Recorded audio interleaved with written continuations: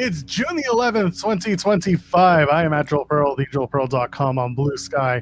It's time to get in the weeds. A wonderful Wednesday, sunny in the city of Toronto. It looks like it's going to be a hot day, a nice day. Love it. Jeremy Lambert is here. He is absolutely out of his mind right now, and we love him for it. How you doing, pal? I'm so tired. I apologize for my voice. I'm running on about 4 hours of sleep, give or take. So, not gonna lie to people off the bat. Didn't watch this NXT show last night. I caught what I needed to catch and the stuff we'll talk about, but I wasn't watching wrestling last night. Everybody, I was watching a different, much better form of entertainment. A different form of entertainment? Were you eating mom's spaghetti? Was that what you were doing? I mean, concert is a different form of entertainment than...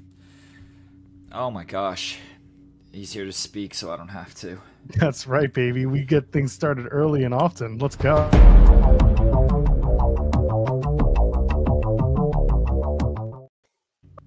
He's back. I mean, am I? Did he ever really leave? Oh, I've been gone. He's gone. I've been gone. I have not done anything in over a month. Fair. I respect it. And I'm not coming back for God knows how long. You poor, I mean, Bless. at one point I'm like, yeah, you poor bastard. I'm just like, no, you lucky son of a bitch. I had to. My real work life has gotten very busy. I can imagine. Yeah. Andrew Zarian, Yes, sir. nice eyebrows. I wish I could say you sound great today, but I you sound do terrible. not sound great. I can't believe this is my first return to the show and who knows how long, and you sound terrible. You're sick? No, I went to Kendrick Lamar last night. Oh, great. Yeah.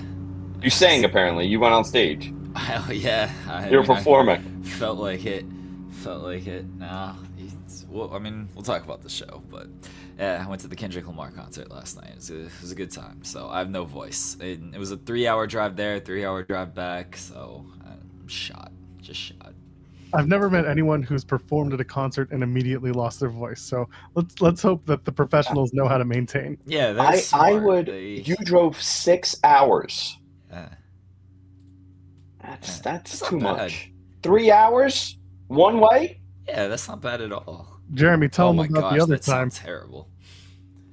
Tell- The tell other him- time what? Tell them about BLP and Collision. Oh yeah, I drove. What was that? I guess I can do the math, or I can do the. So when Sean wrestled Shaza, that's a match that legitimately happened for some reason. Where was that at? That's at that venue in Chicago. Yeah, the White Eagle Hall. Was it White Eagle? No, White Eagle. No, White Eagle's Jersey. That's beyond, Yeah. that's At beyond. Jersey City. Yeah, What's the other one? Oh God, I don't remember. whatever. Wherever BLP runs. Anyway, Chicago is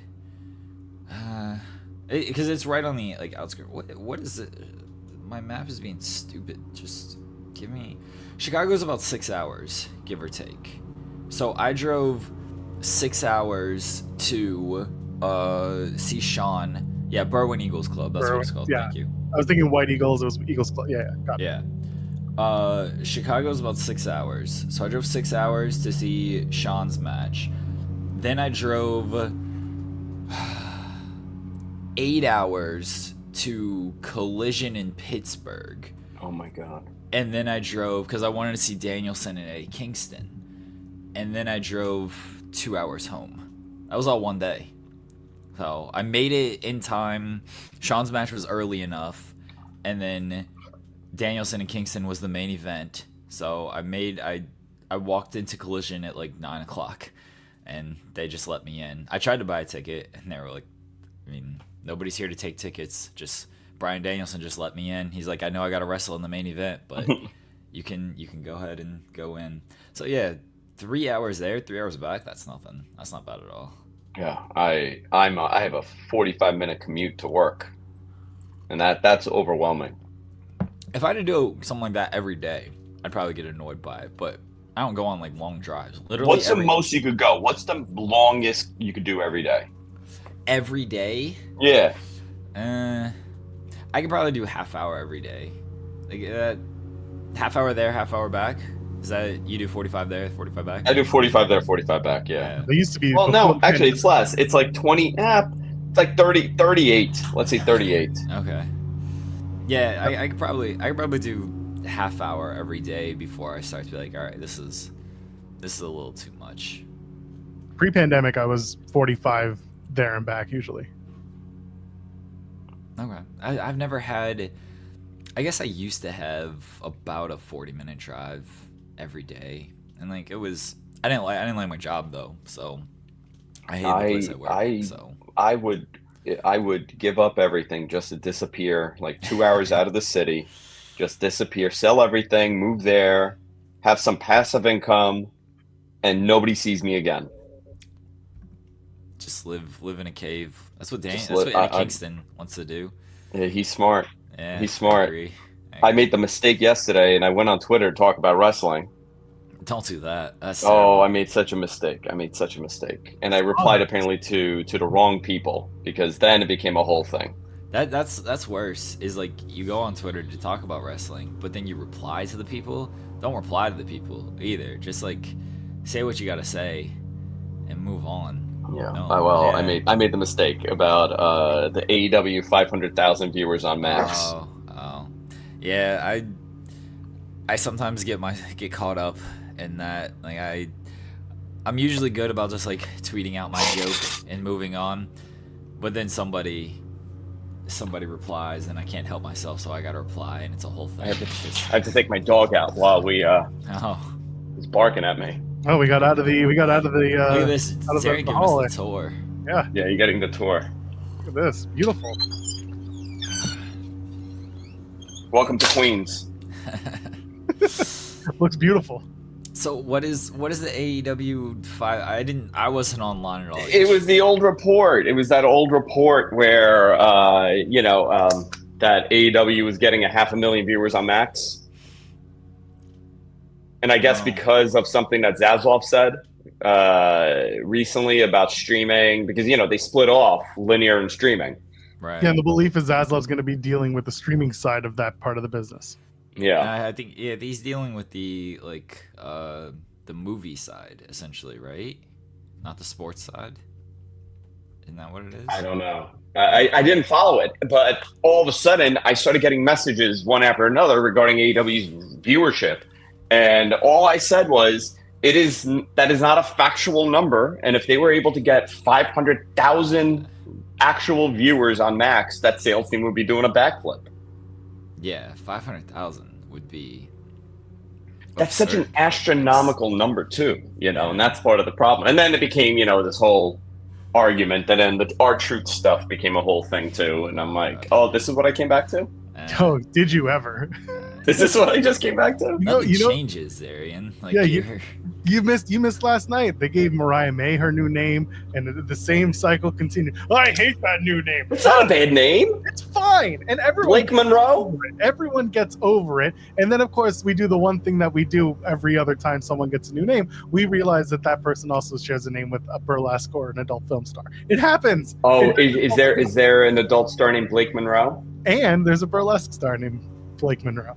There's an adult star named Blake Monroe? Yeah, that was a thing. Sure? And I kept that one. Did you research? I kept that one close to the vest. I was telling SP3 in our group chat that the only reason I didn't mention it last night is because all of my Bang Bus references went completely over reports. Nobody, whoop! So I just leave it alone. Should I do, for research purposes, check twittervids.com and see? Yeah, you could check. Yeah, sure. Why not? What's the worst that could happen? That sounds like a bad Listen, idea. the best thing about social media is ignoring social media. That's all you need to do. Who was the other one that when they named it was a adult star? Do you remember? Blue? Who was it? Sky Blue. Sky Blue. Oh, Ricky. Okay, never mind. Ricky. It was somebody else. Hilarious. It was a WWE, another WWE person. They swapped it immediately. Oh, that was the Hayes Jameson thing, but that never really changed. Hayes Jameson, yeah. Yeah, that never really changed. It was just kind of, we realized there was also the submission sorority. That was one of my favorites. Yeah, the submission sorority. Jesus. Googling Google just doesn't exist with these people. It's amazing. As long as it passes the trademark inspection, that's all that matters. That's all they care about. That's all they care about. That's right. Yeah, and then CM Punk's going to Saudi Arabia. Yeah, that's the other thing. People are like, we talked about it yesterday on the show. It's like this is his to hold now. He's got to deal with whatever. That's his problem. That's his problem. He opened that box. He could have said nothing. Yeah, it's his decision, and then he's been pushed to whatever this means for him, and he can do whatever he wants with the money that he makes from it. That's kind of my take from all that. Okay, we'll let my dog in while we're doing it. I'm such a professional. I'm so sorry. That's fine. I've had people. Nicholas, get back inside. Nicholas. He's Greek. My dog. No, Nico. Nico. Okay. There he is. This is actually true, Henry. Like I did try to like research this, and then my computer just froze up. It's like no. Got yourself a little virus there. Yeah. What happens if I Google search Blake Monroe? You'll get the other one. May. Yeah. No, not well. You'll get Mariah May, but then you'll also get the burlesque star. These are two different people. Yeah, it's mainly Mariah May stuff. Yeah, they got the SEO. Yeah. That was why, like, when this report came out, I'm like, it's not going to matter because the SEO will favor the wrestler, not the adult film star. Okay, well, I've clicked Blake Monroe, IMDb, Beef Eaters 2. Yep, what you'd expect. Just what a funny name, Beef Eaters 2. Let's sit down as a family and watch Beef Eaters 2. I got to tell you a great story. So when I was a kid, we had one of those special cable boxes. Right. And I was on like the guide. Like I'm like 7 years old, and I'm like on the guide, the TV guide, and this like dinosaur movie came up on pay-per-view. It was like back to the days of whatever it was called. So I asked my parents, I'm like, can I watch this? It's like a new dinosaur movie. And they're like, yeah, no problem. They put it on. They left the room. And it wasn't immediate. It turned into a real deal porno. Amazing. My mother walks in the room. She's like, what the hell is this? Well, you let me watch it. Yeah. It was a Tarzan riding on a dinosaur, and then he was rescuing a Jane.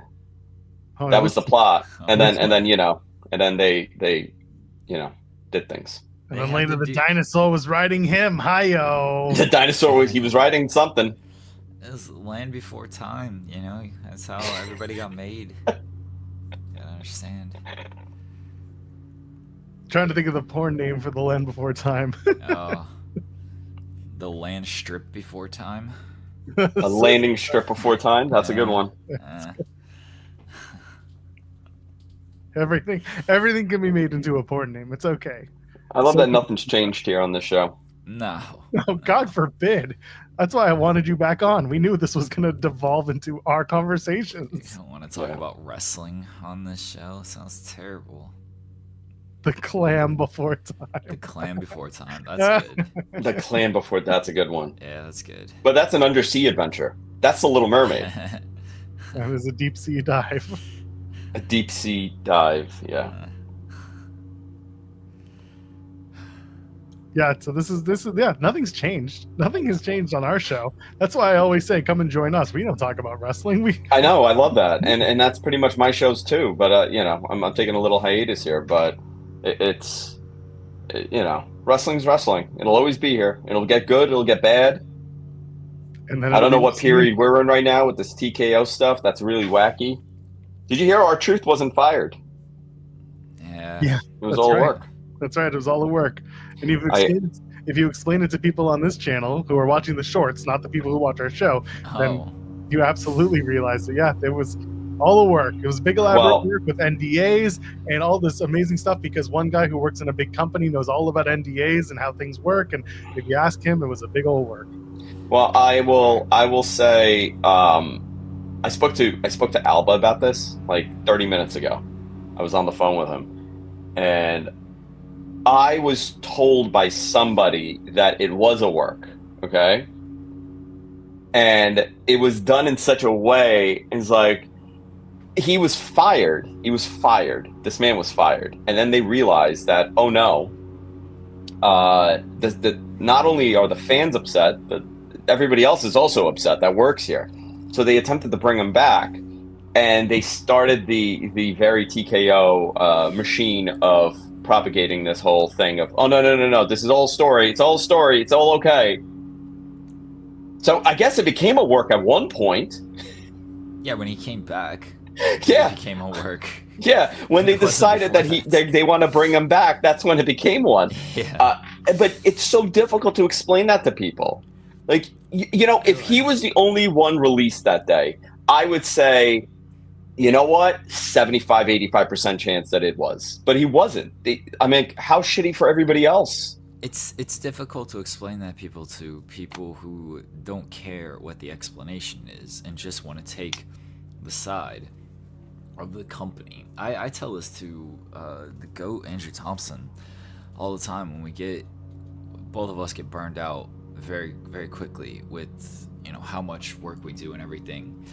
And I tell him it's not worth it to write 50 articles to the dumbest audience in the world, because that's who we're delivering the news to. Like, it's not worth our mental health to write these articles to people who aren't gonna read past the headline, and even if you do, aren't gonna care. They're just gonna take the one line or whatever, and they're just gonna. Jeremy, you write articles. You write articles. You're a journalist. You're on Fightful.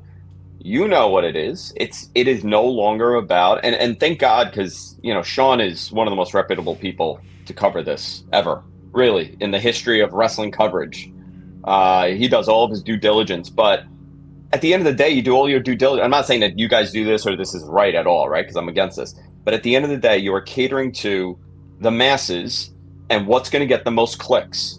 So you could do it ethically, and you could do it properly, and the title, you come up with something creative that actually reflects on what the reality of the story is, or you become like everybody else and you write some sensational title with a ChatGPT inspired article, and now you're getting 10 times more clicks than anything that you would post that was legitimate. We're doing it ethically. The whole thing is, again, not anybody in our chat, by the way. Our chat are very, like, you guys are smart. I love you guys. No. It's not this. It's not. But these are the good people. These are the good people, and I've always said that. Are dumb.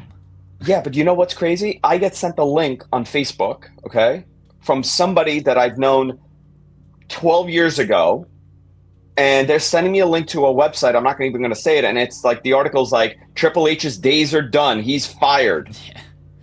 Yeah. I look at the post, and it has like 4,000 comments, and I'm exaggerating a little bit, but it's like astronomical reach. I try to search for interviews and stuff and try to find interviews to watch. Like, I just YouTube search like WWE interview. The amount of like clickbait videos that are on there with like these sensational thumbnails, and then the amount of views those videos have, it's like it's absurd. Absolutely absurd. Some of the stuff that people post on there. Some of the thumbnails do pop me. Like, they actually they're pretty clever with the thumbnails, but it's absurd the amount of stuff that is on there, and the amount of stuff that just gets so many views, and people are like, that's who is consuming this stuff.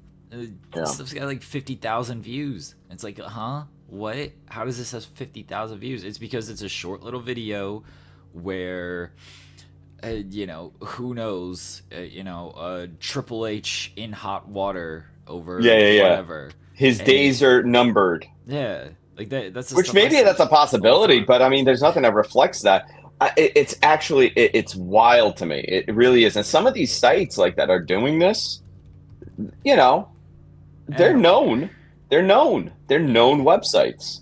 Yeah, and it doesn't matter, because it's all about the clicks and the revenue from it. So when you talk about, people are writing like 50 articles a day because they get paid per article, paid per word. And they don't care if it's a $25 article or a $10 article because they're writing. I don't even know if that's the rate, that they're paying. But the more they post, and it's so easy to write these stories now because you could have a half a brain and just run it through some sort of app to correct all your mistakes. And it's a well-crafted article in the end. It's crazy. It's scary, actually. It's scary. I went on ChatGPT just to test this a couple days ago when I saw that story, and I just put in I said, give me a paragraph about this subject, but make it sensational.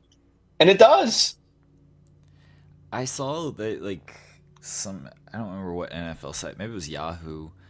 They just replaced a bunch of writers, a bunch of fantasy football writers with just AI. And it says before you click the article, or not before you click it, but at the top of the article, this article was generated by whatever the AI source is, but ran through an editor and cleaned up and whatnot. But it's I know some of these site editors. I'm not saying they're all terrible or anything, but when your whole goal is to just get clicks and everything, I don't think these editors do too much cleaning up on this stuff. They might, make a paragraph better, put a period somewhere, but they ain't correcting a ton of stuff on these articles. So you basically just get these AI generated fantasy football columns, and it's okay. Yeah. Well, I've seen it on the podcast side now too. That's starting to happen on YouTube, where these videos are all AI. There was no human thought really. They just gave it a topic and a couple bullet points, and here you go. Here's a 12-minute video. And it's wild. It is really wild because you could become a content farmer that way, and just put out. I mean, in 5 years, who the hell knows what we're going to be able to create? We're seeing the developments. We saw Google release their latest AI video where people are speaking, and they were all excited. Wild. But it's almost there. It's almost there. And then I start thinking, what if we're the AI now?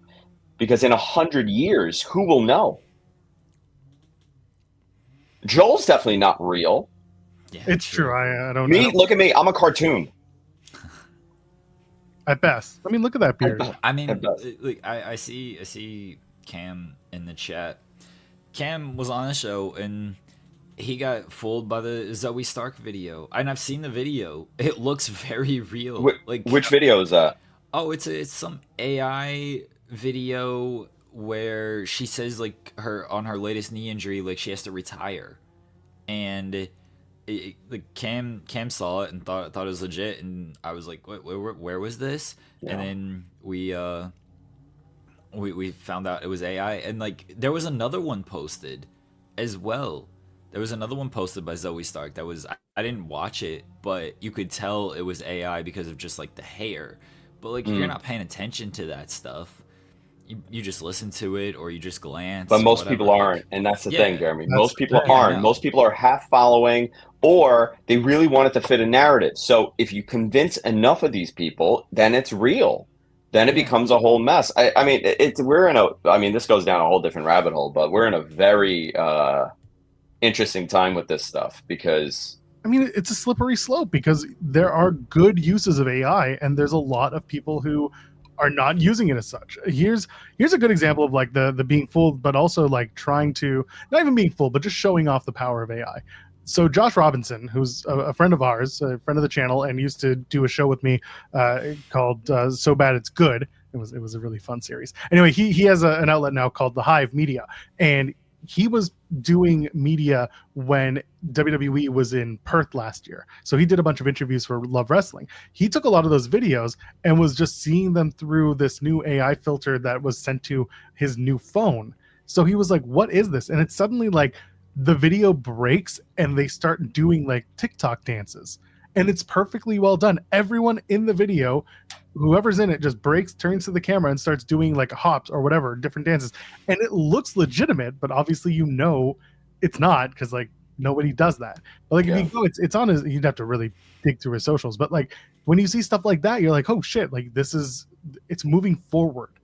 Mm-hmm. But it really does come down to how it is used, because there are positive uses for AI. There is positive use for machine learning, but in the content sphere, in the creator sphere, it is such a slippery slope, and it's so garbage. I'll give you a great example. Google just released their recent update, and it's actually remarkable and very inexpensive if you want to use it. It's not costing you $30,000-$40,000 to use that thing. I think it's a couple hundred a month it costs to use it. What are we looking at in 10 years? What are we looking at in 20 years? Great example with wrestling. WWE can recreate every single character that they've ever had into a whole new universe where it is based in reality. This looks real. Oh, I Steve Austin and Hulk Hogan are going to have their main event for the title one day. Andre the Giant is returning. I joked before Cena and Orton that the whole match should be Cena has Orton in a headlock, and then he just loudly calls every spot, and you have to use your imagination of what the match is looking like. But now you don't even have to use your imagination. They just put some AI generated videos on the mat as Cena has Orton in the headlock, and then just do the whole match that way. Well, Matthew in the chat, he said something interesting. He goes, as a voice actor, this is very rough times. Yeah, it is, because I forgot what the app was, but I used one. It was my voice. I gave it a bunch of samples, and I wrote out a half a podcast. And, it almost sounds like me. It's almost there, but that's today. 5 years from now, let's say I call, we have a dispute. You're suing me.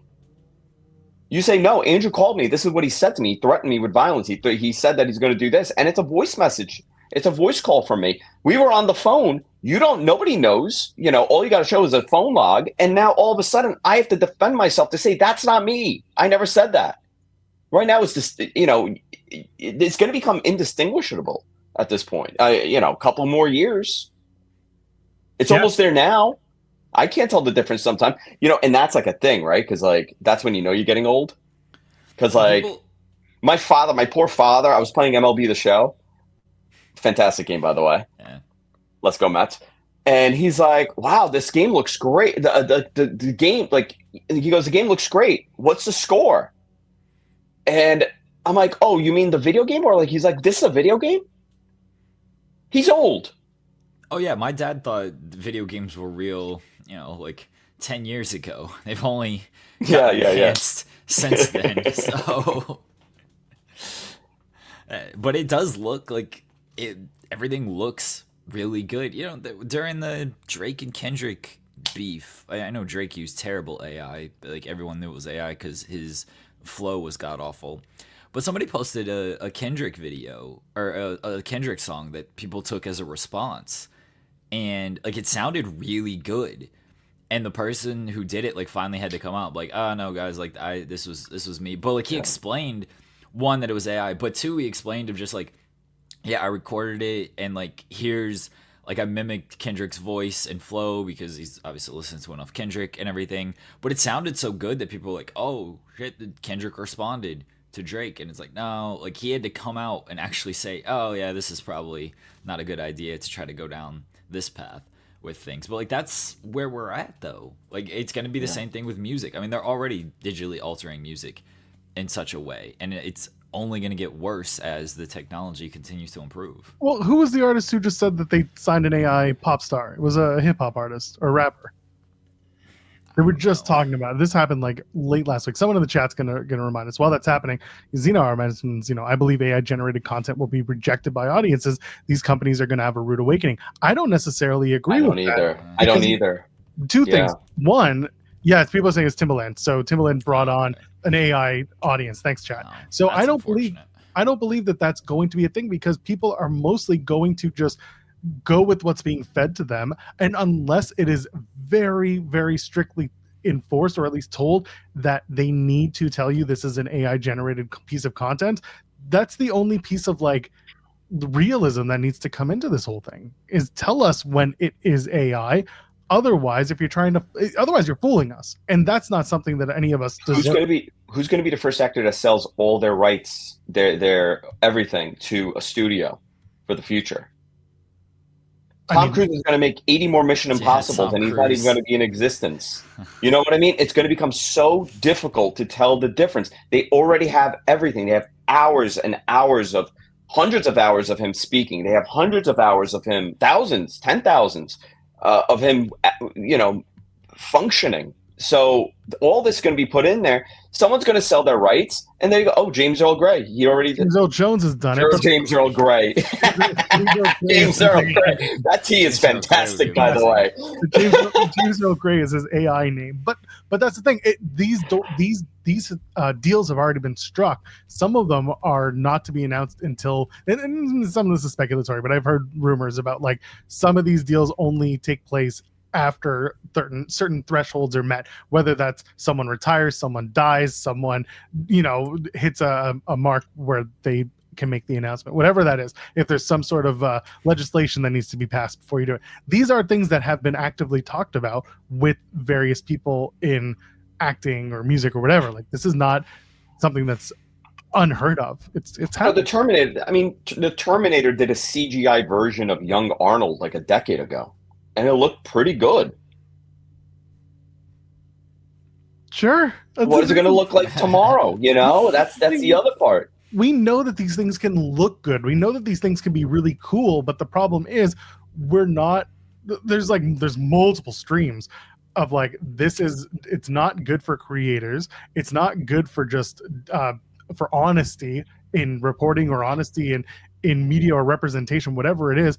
Like, there are certain things that get screwed over in this whole conversation, and certain people as well. There are positives to AI. There are positives to having this cool machine learning thing. Like, I've watched it happen, but then there's all shit. Then there's a lot of shit, and yeah, it's cool to see the development. It's cool to see technology improve, but it's not cool to see it used in a way that can take away from others' livelihoods and used to falsify information from especially at a time when people are being told that education doesn't matter in certain countries. Like, that shit is important to be framed as such.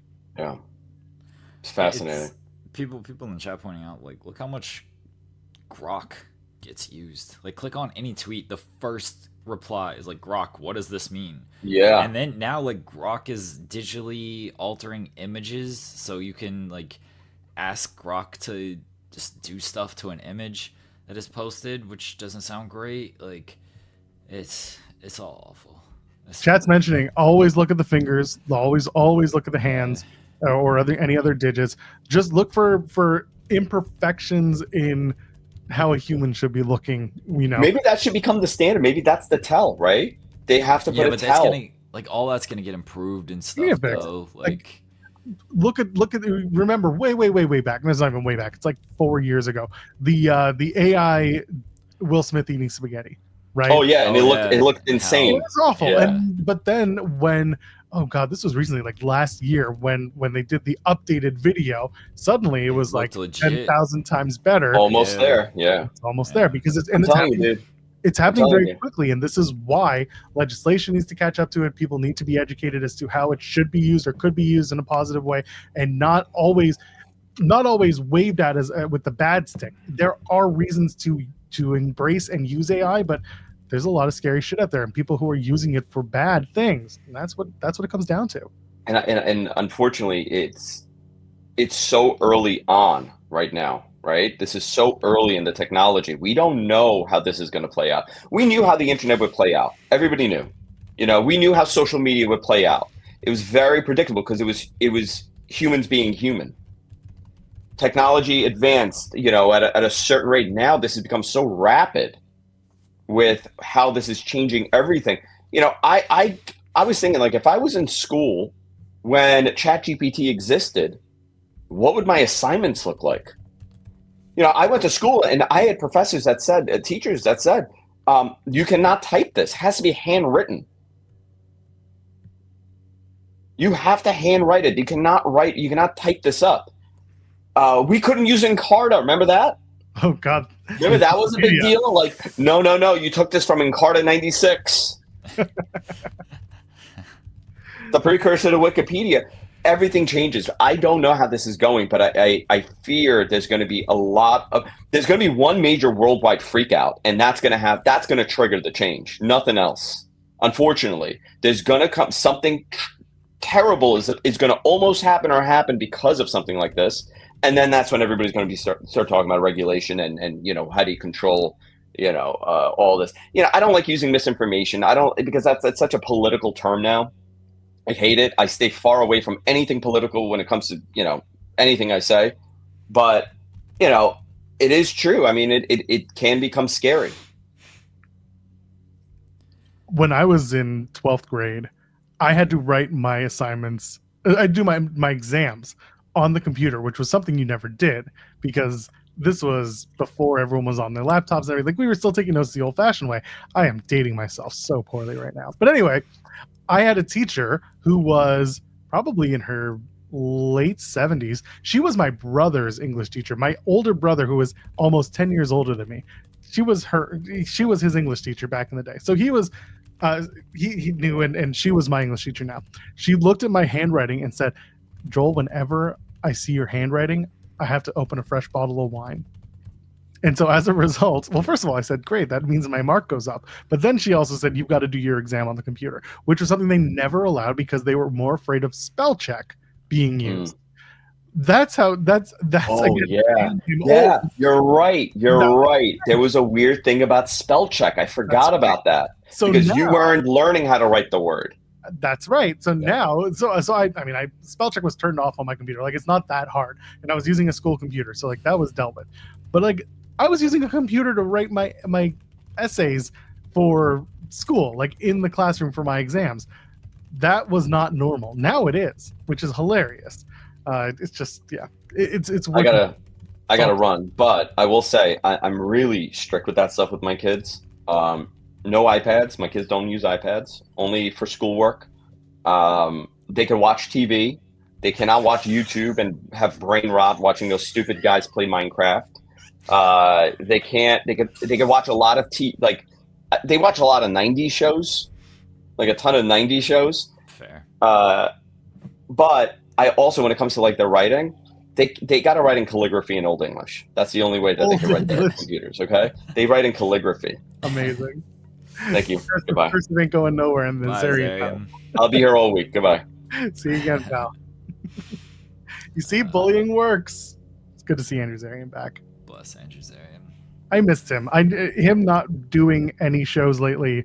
I was starting to miss that voice. But he's been busy, so I also wanted to respect him. However, once a week he would get a text from me when we're not talking about other shit, just being like, you got time today? You want to come today? You got to and every day it'd be like, got this, got that, got the other. Today, I was like, I didn't even mention that you were gonna have a rough day because of your voice and because of your travels. I was just like, I just put it out there. I was like, hey man, you got a minute? He's like, yes, fine. I'm like, thank God bullying works. Last time he had texted me, this was actually very funny. It was this is how much our wrestling conversations have or happen. Wednesday at 8:15 p.m. he messages me, he texts me, am I losing it or is the ring bouncing a lot? They're watching AEW. My response to him was a photo. I'll show you the photo. I'm just going to show the camera. It was a photo of me sitting outside at an outdoor mall with a drink and some dinner. That was my response to that message because I wasn't watching AEW live. I was going to catch up. No, I don't watch any show live. I was just like, especially AEW. You hate AEW. I had to catch up on AEW in the 45 minutes I give it to watch. Yeah. But no, that's the extent of me and Zarian when we have conversations. Only TNA conversation. That's it. We only talk about TNA, and I'm not talking about the wrestling company. That's how we talk about Blake Monroe. Joel doesn't love watching TNA live. No, Joel does watch TNA live because it's his job. And even then, I still wait a half hour until I start the show after it's gone live. Speaking of which, you can watch Against All Odds for free tonight on the TNA YouTube channel, on their Twitch and Facebook, because they're going to air it at 8 p.m. Hey, you think someone told them that they should air Wednesday, 8 p.m., a free event, maybe a replay for free on the YouTube, anything like that. You think someone told them about that? They're head to head with Evolve though, so Maybe they realized that one is better than the other. uh, Competition, Jeremy. Everyone's ripping each other off. Gonna hit a couple super chats now. Okay. Let's go. Tenruza saying it's AICM Punk going to Saudi Arabia. It might be. It might be. Who knows? Never know. I think it'd be very funny if he came back from Saudi and said, "Wasn't me, it was AI. Here's video of me sitting on the couch with Ape all weekend. Ape and Larry just watching the show. It's a video of him fast forwarding through the show." Tenruza adding in, "I'm back. Love to all three of you. Missed you. Missed you too, Tenruza. Hope you're doing well. Hope you've returned for Joel burying AEW. Just in time for a Wednesday night burial. That's right." Louis adding, "Mustard! Tell me about the show, buddy. Let's talk about it." It was a great show. Grandpa Marshall did not show up, for those wondering. Again, I never expected it. There was a little hope just because Detroit, you never know. I do want to also reiterate, I did not go to this show of oh, Eminem's gonna be there. This was legitimately the closest show to me. So it just happened to work out that way, that it was Detroit. So I didn't expect Grandpa Marshall to be there, but he was not. I was not disappointed because the show was amazing. I don't know a ton of SZA songs. She puts on a hell of a performance, a hell of a performance. And the crowd was going crazier for her than Kendrick. I was like, this is more of a SZA concert than a Kendrick concert at this point. She's amazing. She's really, really good. I might actually have to listen to her stuff, if I can get out of my habits of just listening to the same stuff I always listen to. But SZA was fantastic. And Kendrick was also great. Kendrick did the songs you expect him to do with everything. They do. So I don't know if people have seen it online, because I don't know how much people pay attention to the Kendrick Lamar concert. They play videos between certain sets of songs. It's a 3-hour concert, by the way. Mustard did a set for 45 minutes, and then Kendrick and SZA do about 3 hours. And they play videos. It's a deposition between part of the videos are deposition. Then there's stuff with crickets and ants. I think it's a lot of SZA stuff because she's woodsy or something. I don't understand the SZA lore. I apologize to all the SZA fans. But they play these deposition videos, and Kendrick's so funny in these videos. But before Not Like Us played, they do this video where the officer is saying, "What were you doing on May 4th, 2024? It might have been May 5th. It was one of the Mays. And Kendrick's like, "I don't keep up with dates. I don't know. I don't do dates." He's like, "May 5th, 2024. You don't know where you were?" He's like, "No, I just told you. I don't keep up with dates. No, I have no idea." And the officer goes, "Does this mean anything to you? Drop, drop, drop, drop, drop, drop." And Kendrick just has his look on his face in the video. And then Not Like Us played. I'm like, oh, that's what really got him. During this whole battle, Drake telling him to drop is what really pissed him off. Because that's the whole, he built the deposition video around that. It's like, oh, okay. He's basically saying, yeah, dude, you asked for this. You told me to drop, drop, drop, drop, drop. And I dropped. And you decided to sue because I dropped these songs. It's amazing. The deposition videos were hilarious when they were doing it. They did one with SZA, and they were like, well, "What do you your past relationships? Were they good? Were they bad?" He's like, "Oh, I'm so thankful for my past relationships, and I learned so much, and what your music reflects in your relationships." He's like, "Yeah, without those, my music." She didn't say this outright. She's like, "My music would suck. I'm very thankful for these past relationships, so I can write these songs, and they're amazing." I was like, "Bless."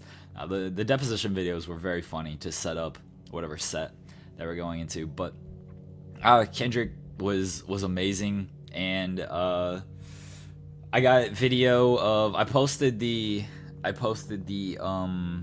one I posted Not Like Us, the first verse, and I got all of Euphoria. So it's a 6.5 minute video. I'm not posting that on Twitter, but I got the whole thing because the wife is a big fan of Euphoria, so I wanted to record that whole track. I have no voice because I was singing the entire time, and I guess rapping, but yeah, I was rapping the entire time, and it was a great show. It was the first. I went to the metal festival, not my scene, but that was really fun live. This is the first like concert, singular concert I've been to since probably Taylor Reputation tour. So, oh no, we went to Offspring. I forgot about Offspring. So yeah, sorry. Yeah, the last stadium tour you're saying. Yeah, last stadium, but it's not like I had to go to like a ton of stadium tours. That was amphitheater as well. Offspring was so. Because you also went to that metal festival. Yeah, I mentioned that. Yeah. Okay. Yeah. I mentioned that. That's because that's why I said like we were talking about going to a festival versus a stadium versus an amphitheater. Yeah. Okay. Yeah, they mentioned that the BET Awards, that like we were in LA last night and now we're in Detroit. It was like, oh, I didn't realize the BET Awards were in LA.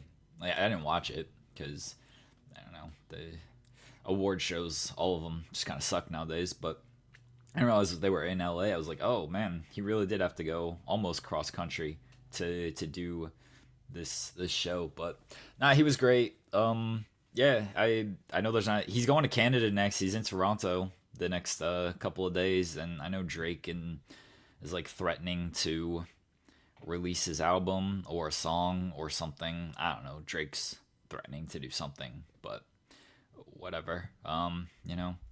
Good luck with that, Drake. I saw people post flyers of like calling all 6 soldiers is what they're calling themselves. That sounds terrible, but they want to go out and try to do something. I don't know what they're trying to do, but best of luck to them. The area, so I've never been to Detroit. Ford Field's really nice. Yeah, it is. Like I've been to a few football stadiums, and it's like almost by far the nicest one that I've been to. Like it's really, really nice. So if you've never been to Ford Field, and like that whole area is nice. Comerica Park is right next to it. We did go to Mom's Spaghetti.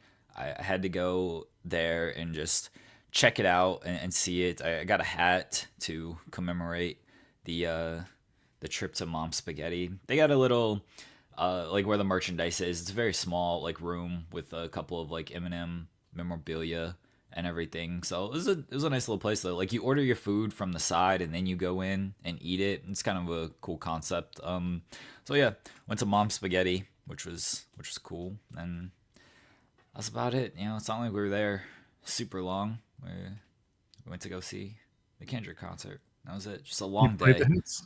Long day. Sounds like you had a fun time though. Yeah, it was really fun. The concert was great.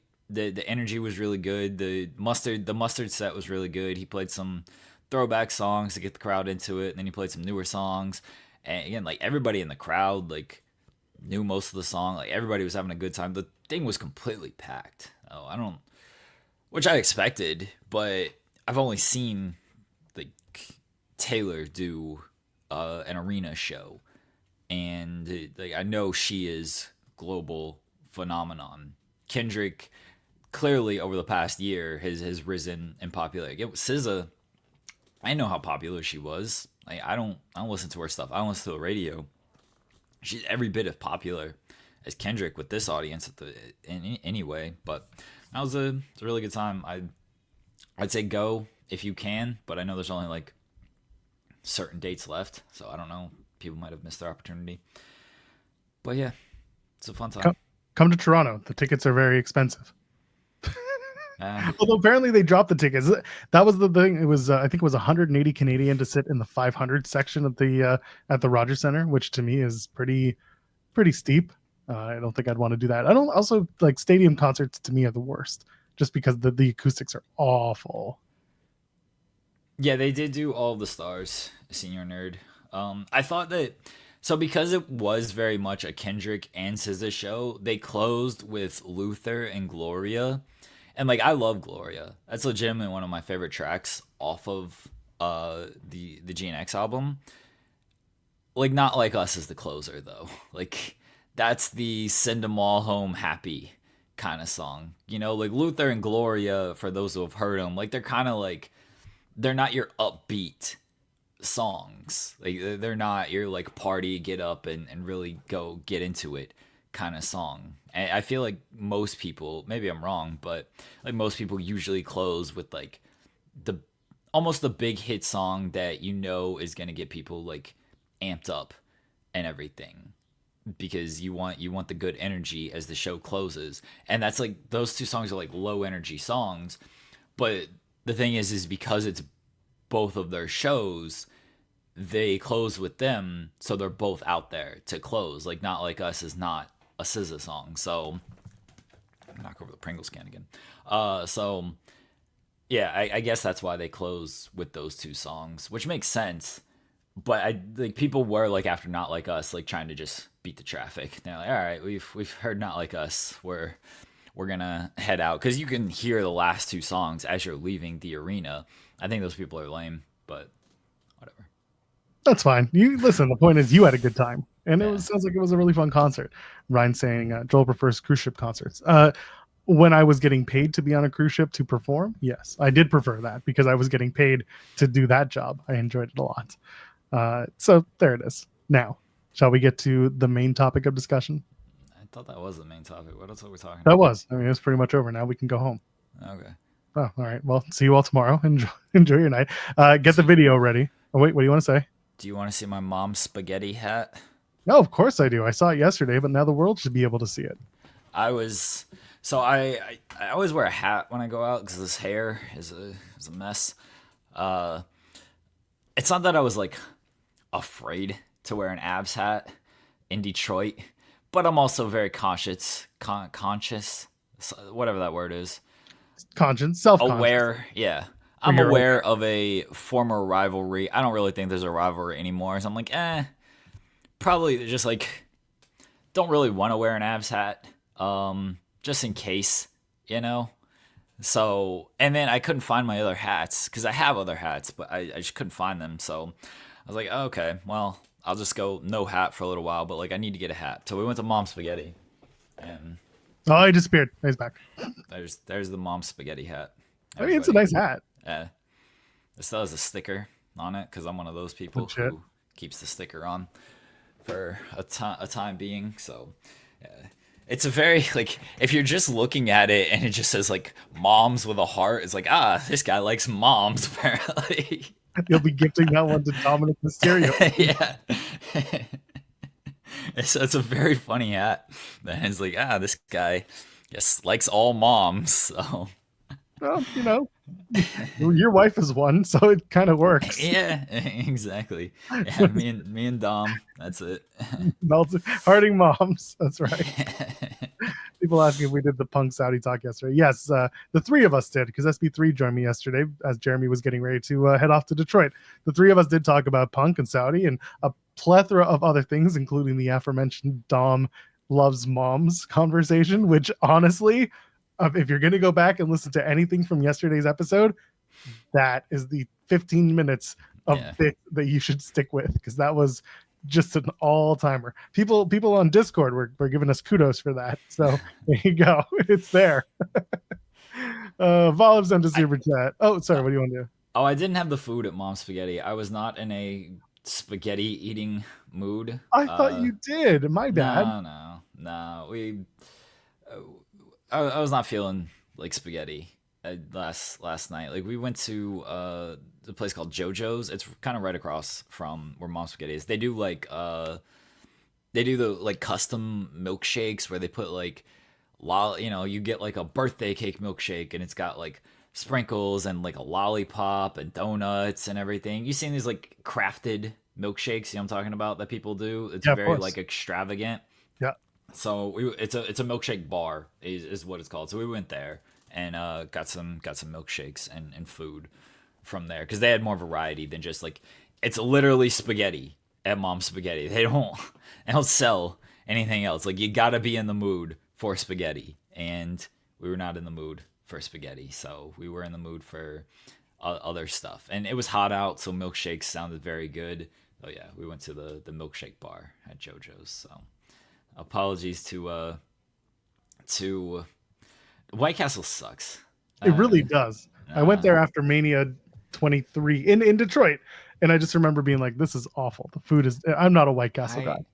I went to White Castle on the way to the Smitty last year. The first time I've had White Castle, it wasn't good. I didn't like it. Maybe it was just me, but you know, I feel like White Castle is something you get at like 3 o'clock at night, not 3 o'clock in the afternoon. I think that's why I didn't enjoy the White Castle. Yeah.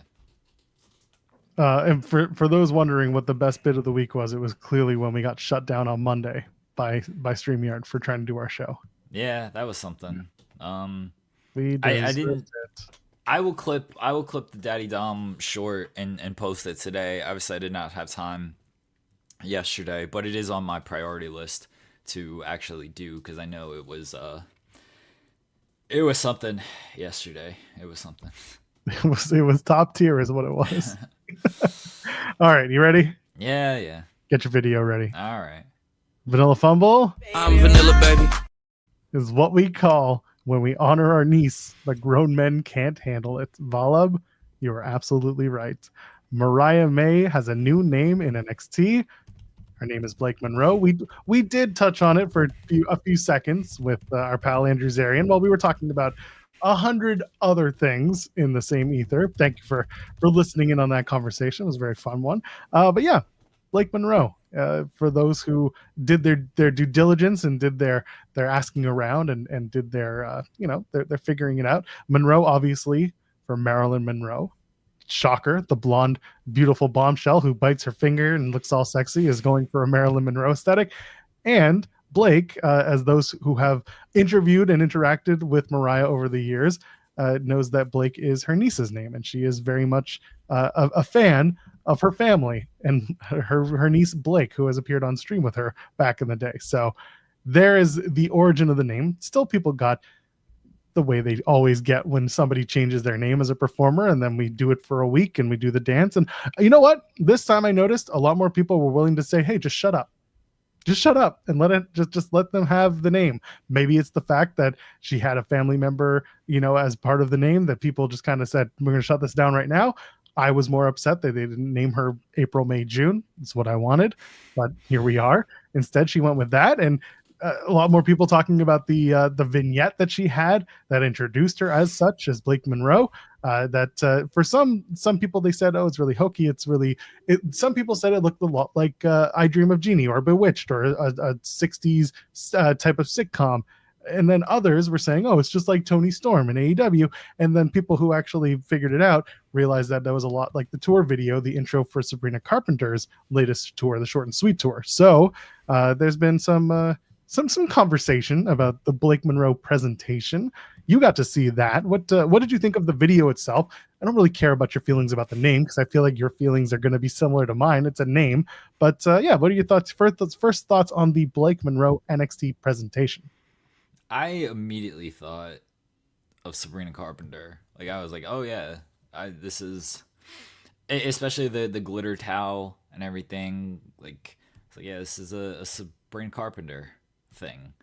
I also did think of I Dream of Jeannie. Like, it was very campy and hokey in that way, with the narrator be like, we're waiting, and okay, like those are the two things I thought of. The Tony Storm comparison I do get because of the paper thing, because Tony Storm did do that of like, where in the world is Tony Storm? So I understand why people went with that comparison as well.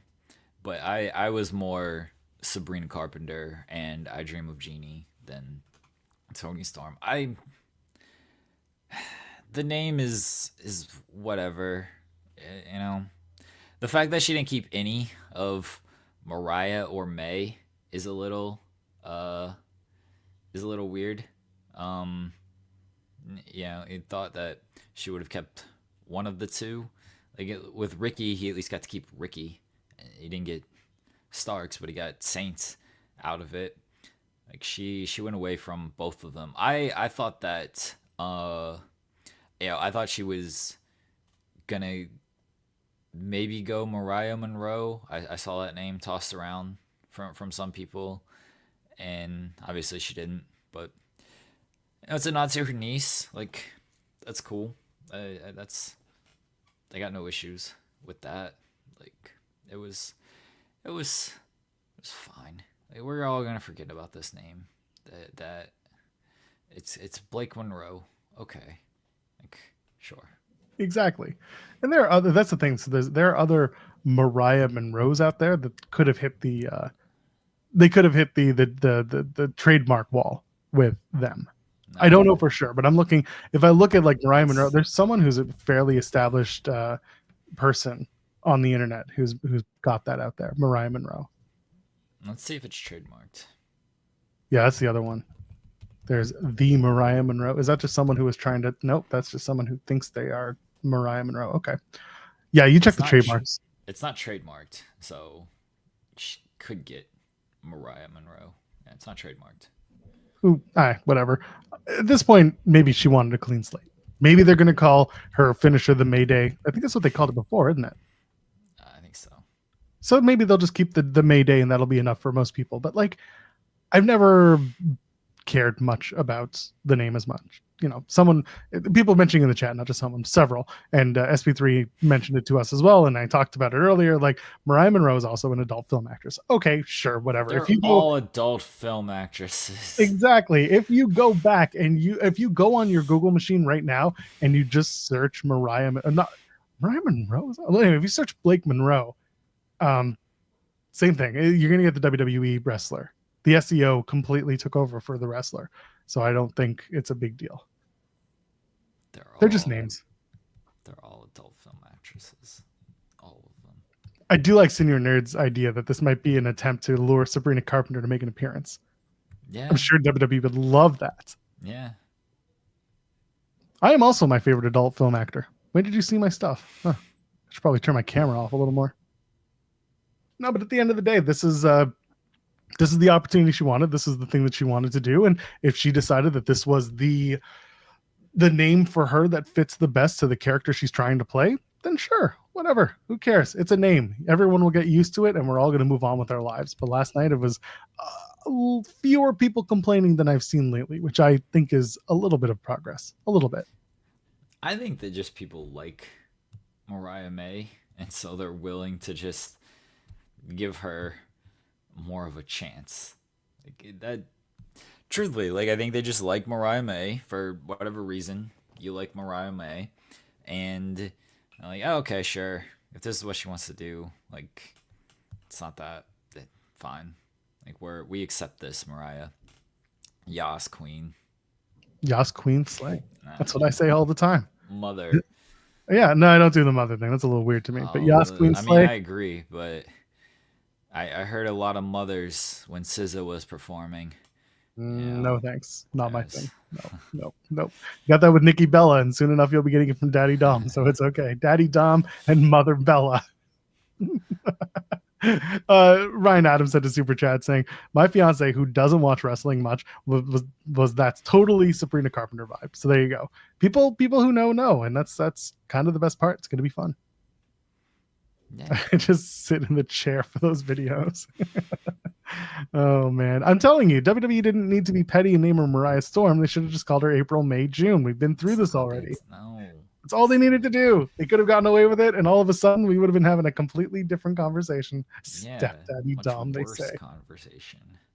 No, people would have been totally fine with it. Would have been hilarious. Sowing the seeds of tribalism and so on and so forth. Who cares? Who cares? What are they going to do? Get a Roku deal? A Roku deal? Yeah, like the NWA. Everyone's a big fan of those. Oh. Why? Yeah. What? Yeah. We're sowing the seeds of tribalism, talking about Roku deals. Okay.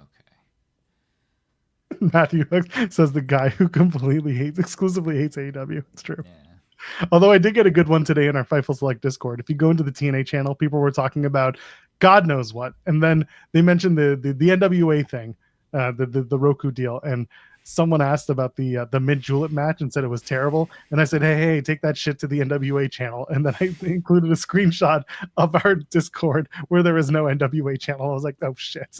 Yeah, I don't know why there would be. No offense to NWA, but It's actually been renamed Best of Tyrus, and then we deleted it. I think people did complain about Frankie Monet back in the day. Oh, they absolutely complain about Frankie Monet. I thought it was fantastic.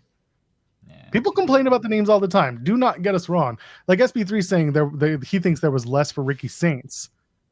And most people, he doesn't think that it's much of a big deal for Blake Monroe either. The only thing to complain about is that some of us are going to trip up on the name and then we're going to get used to it. That's my only complaint, is that sometimes I might say Mariah May, sometimes I might remember to say Blake Monroe, and that's just the way it's going to be until I finally get it right and the change is done. Yeah. Well, I'll get used to it. It'll be fine. Yeah. Oh, I love it. WrestleMania 43, Tiffany Stratton, Blake Monroe, and it's Sabrina Carpenter as a special guest referee. I mean, they would love that if they could get it. WrestleMania 43 is a while away. It's 1 year. And where will it be? No, it's not. It's way more than a year. I mean, I guess so. It's one WrestleMania past the next one. I don't know, man. Time is a flat circle. Okay, fair. WrestleMania 42 coming to Vegas is official. Yeah. Okay, go have fun gambling your life away. It's been official.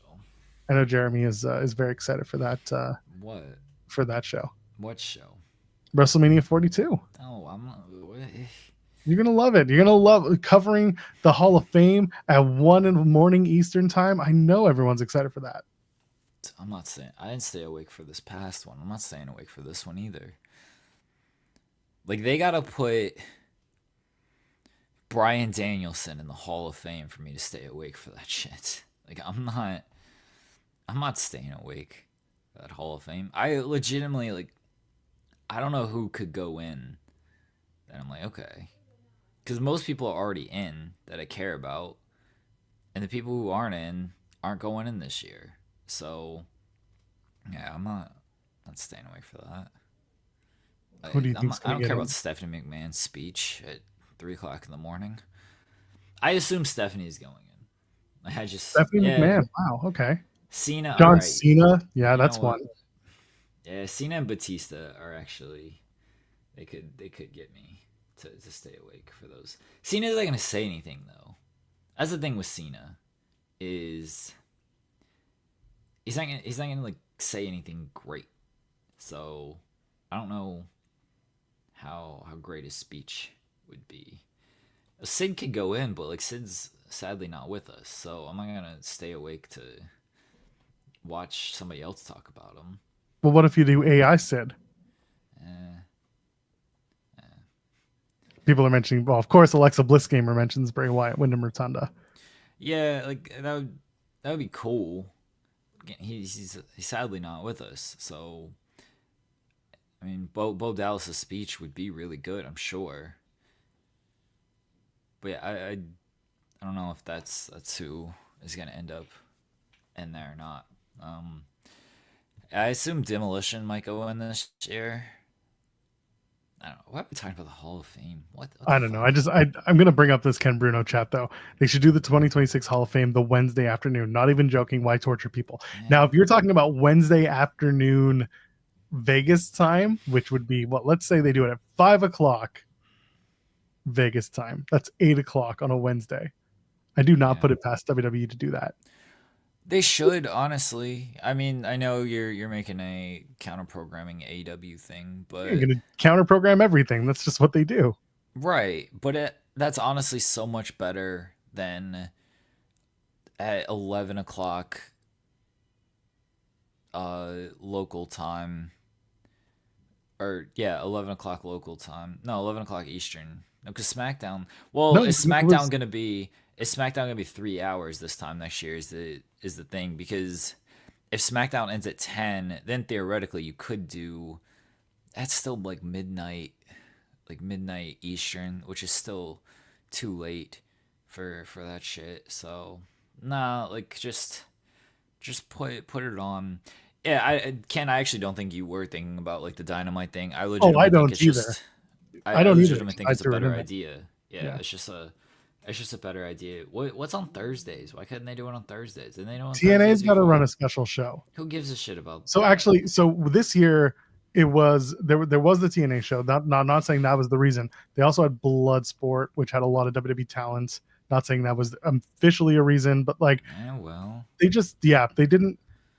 I don't know what the planning was. I don't know what the deal was, but they needed. I don't know. They need to find a better way to program some of that later stuff. yeah, you gotta be. It really is just being more respectful of the talent and stuff, like keeping them there. For I mean, Lex said it. Like that's why he didn't show up on Saturday to in front of the crowd because he was so tired from Friday night that he's usually on East Coast time, so he wasn't adjusted to that, and like he couldn't get up and go on Saturday, which is very like unfortunate that you couldn't have Lex out there in front of the crowd on Saturday when they did the big Hall of Fame. And Booker T was asleep. A lot Like, of people were sleeping. yeah, Yeah, Kate saying, "I want to know when the roast is." You know it's happening again. You know it is. It's inevitable. And this time they're gonna film it. And this time they're gonna find a way to monetize it. I don't know if they're gonna do it this time, honestly. I think they will. I think they're very happy with everything that came from it, regardless. Even after the fact, when it came out and people were saying, there were some disgusting things that were said, but people were just like, "Oh, any press is good press. They'll do it again. They will do it." Were they happy with it? Like, They certainly weren't. They certainly weren't. Trying to pull it. No, they tried to pull it down almost. Yeah, everywhere. they did try to pull it down. Like, I Roast don't of think Mystery Wrestling did eat their lunch. That's true. If you didn't see it, you should go see it. I don't think they were like very thrilled with it because that's why they didn't want to record it. They want to record everything, Joel. You know this. Like, they want to record literally everything. But Jeremy, a once in a lifetime opportunity for them to do one thing that you pay top dollar for. I'm not talking about the wrestler. And then Tony Hinchcliffe does suck. You can just get in there and be like, "Oh, I got to see this one thing that WWE never recorded. Look at me, I'm special." They can charge them an arm and a leg for that. Right, but I don't think they were super thrilled with it. The fact that they weren't going to record it in the first place, I think they knew to an extent what they were getting themselves into.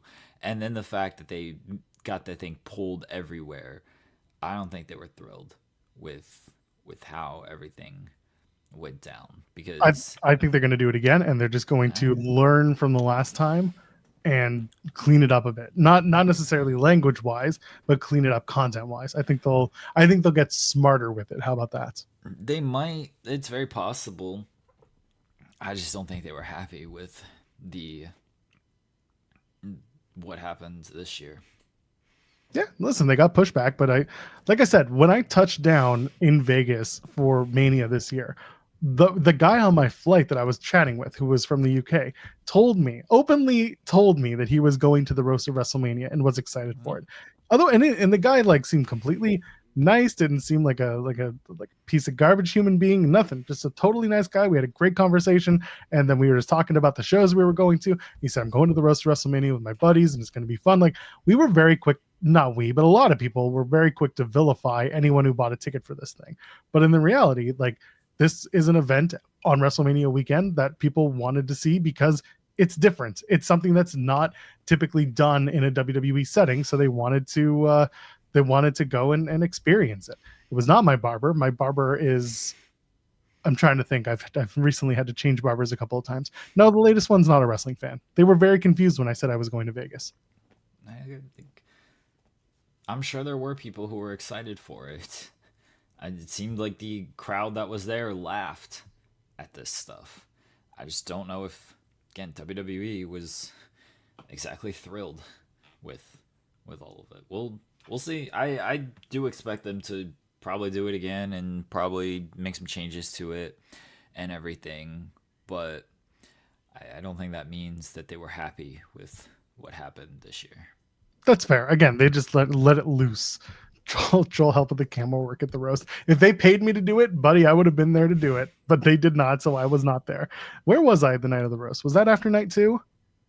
Yeah, it was after night 2. Yeah, that was the awkward night where I was brought back to Fountain Blue to do other stuff that I didn't want to do. That sounds a lot worse than it was. I was there with people that I really liked, but they wanted to do something that I wasn't super into doing, so I left. That also sounds seedy. They wanted to go to WrestleMania After Dark, and I didn't. Okay.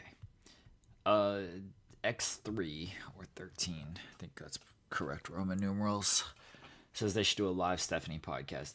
I would not be shocked if they did stuff like that. Now that they're doing their podcast nonsense, they already have, WWE World, and like they do live shows as part of WWE World. I would not be shocked if they did a live Stephanie podcast, a live Cody podcast, the Raw podcast. Like, they'll probably announce more podcasts over the next few weeks and months to where they'll do something. I wouldn't hate Podcast Row at WWE World, because doing the big stage event podcast felt really, I don't know, like McAfee did his thing and people were kind of surrounding that stage, and that's McAfee has his own show though. Yeah, so no, that's what I'm saying. I'm like, I understand the McAfee stuff, but like there were certain people who were doing their shows where I was like, it feels a little weird just to have these people like up on stage. Like, I think, was it Masked Men who were doing one? I know O'Shea Jackson's show. Yeah, he was doing. O'Shea Jackson Jr. was doing his show, but like they put him on the main stage on the Monday after Mania, and it's like this feels awkward because like not a lot of people are sitting in the main stage area for these podcasts. Whereas if you do a Podcast Row, like you could do some different shows, maybe have a stage for certain podcasts. Like let's be frank, I know we make the joke about being better than Busted Open, but if Busted Open was on the Podcast Row at WWE World, they would probably have a more walled off setup where people can come and watch. They would have like the Studio A version, and then a bunch of us would be on a bunch of tables kind of surrounding the event, and that would be fun. People can come and watch and enjoy and just kind of take in these different content creators doing their thing. So there we go. The joke about being better than Busted. That's true. We are better than Busted Open. We are. But like their listenership is larger than ours right now because they have, a different level of access given their talent. Allegedly. I mean, allegedly. There's no numbers. They don't have live numbers. I mean, they did just recently talk about the millions of viewers or listeners that they have. So we got that. I'd say we have millions. That's true. YouTube doesn't have any analytics at all. Yeah, the NFL does have that for Super Bowl week, and I think that's what people are referencing. Like, it wouldn't shock me if they go that way. The problem with that, they already do like those little scrums, and I don't think those scrums are great. And Joel, you've been part of many of them. Like they're not always the most organized. They shuffle so many people in and out and so quickly and everything. From what I've seen in like the NFL Podcast Row stuff, it's just like some guys are just like walking around and then they might get grabbed for a podcast. Like somebody might like be like, "Oh, can I do your podcast?" type of thing. But that's legit. Like I've watched enough, because they always send WWE or AEW and WWE people to, like, Seth always goes, Tony Khan's always there because he's obviously involved in the NFL. It's just like Seth like walking around, and then he might get stopped. Like, hey, can we do an interview? Can we do a podcast? Like, I'm sure some of it is scheduled and set up and everything. I'm sure Seth looks at the schedule and is like, oh, I know these people. I want to do a podcast with these people, and like that's a thing. Hey, Kate says it, and this is what I was getting to, is they can't control enough of that Podcast Row type of thing. And that's what I was talking about, where it with NFL, like, it's just guys walking around and you might just stop and do a podcast with somebody. And if you have people that are not prepared for something like that, you don't know what you're going to get. And this is not a full knock on wrestling media, but the NFL, there are like some standards there as far as who is part of the podcast row. It is typically national outlets or major local radio stations or CBS Sports, Fox Sports, whatever it might be, like national radio stations like that. And so you know what you're getting yourself into with that. WWE, like, you're gonna let, just like a random content creator, a random streamer, a random podcast just be part of Podcast Row. Like, yeah, the Podcast Row would be kind of the shows we've mentioned. It would be Stephanie, Cody, the Raw podcast. It would probably be like Masked Men because they've done stuff on like the main stage. It'd probably be like No Contest. It might honestly be like Busted Open. They trust their talent there with Busted Open. They've got Natty on their show regularly, and Natty's a little different, but she's still under contract. You've got former guys like Pestek who's on there, and they have wrestling active talent on their show daily. Yeah, so it would be those shows. You wouldn't get like your random wrestling podcast like, hey, let's do an interview. It'd be controlled as much as they can control it because they want to control everything. All this to say, if somebody approached us from a reputable podcasting outlet and said, hey, we will pay you X amount of thousands of dollars per year to do this show, we would say yes, and then we would try to take this show to WrestleMania Podcast Row. I guess. I don't want to go to Vegas. That sounds terrible. It is terrible, but once you see how big Podcast Row is, you'll be right there. Will I? Yeah, because we'll get the damn hot tub we were promised.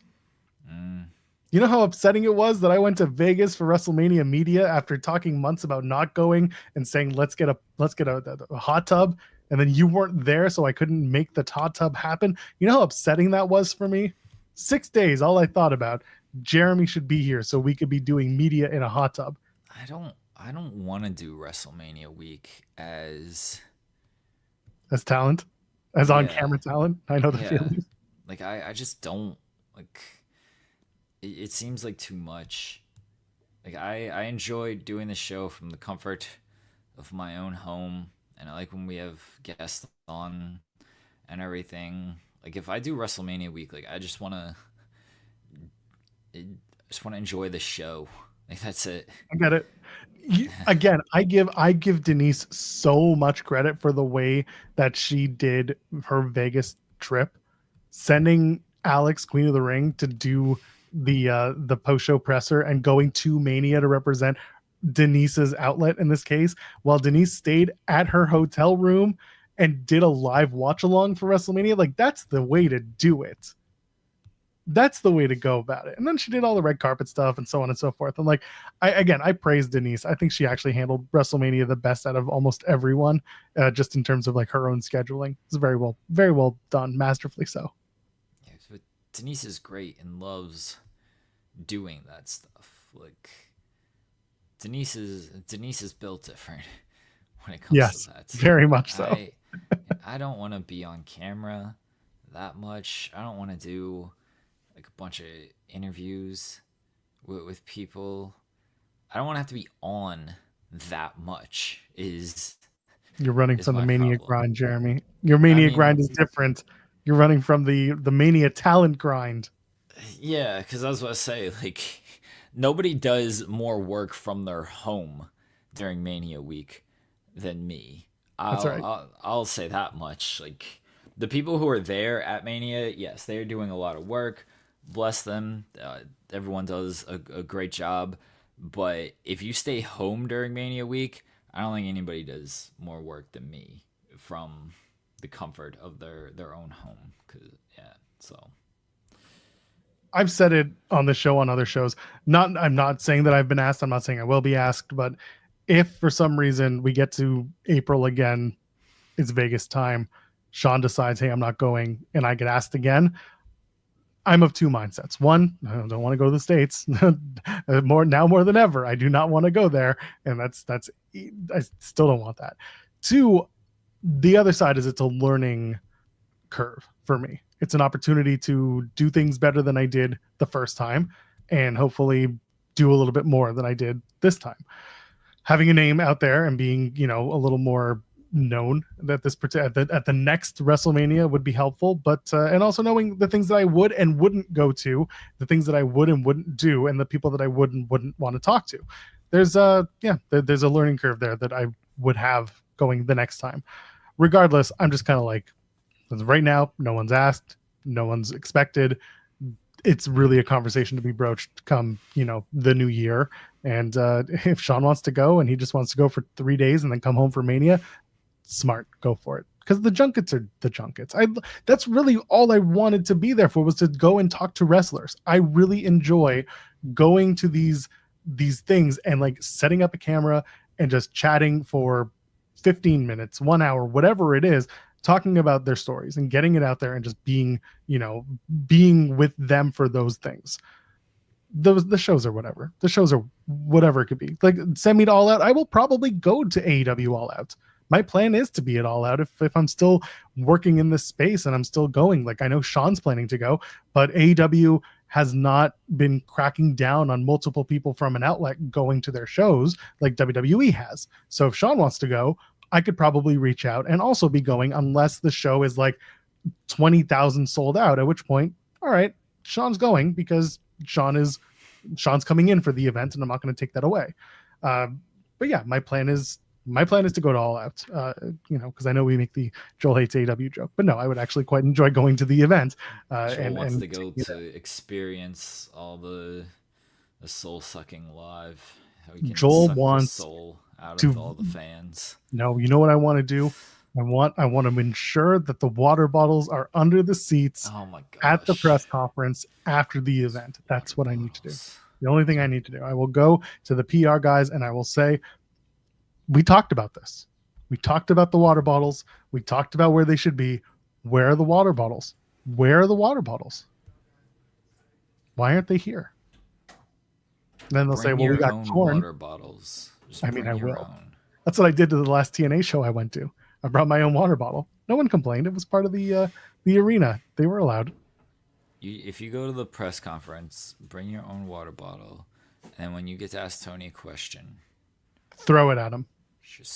I was going to suggest you be much nicer and walk up to the thing and put it on the table and be like, do you see this, Tony? Everyone deserves one of these water bottles. You could do it nicely, Joel. I do nothing nicely. You know this. I do nothing nicely. I'd call you a coward for not asking about Ring of Hallucinations or Love It On Me, why he won't get the trademark or the rights to that. But I would respect your water bottle question. Fair. Fill a water bottle with corn. It's a good idea. Stop it. What? It's not my fault they had corn. Oh, stop it. There was so much corn left over. I'm surprised people still remember this story. It's been 2 years. Joel saw catering and it was just all corn. So much corn.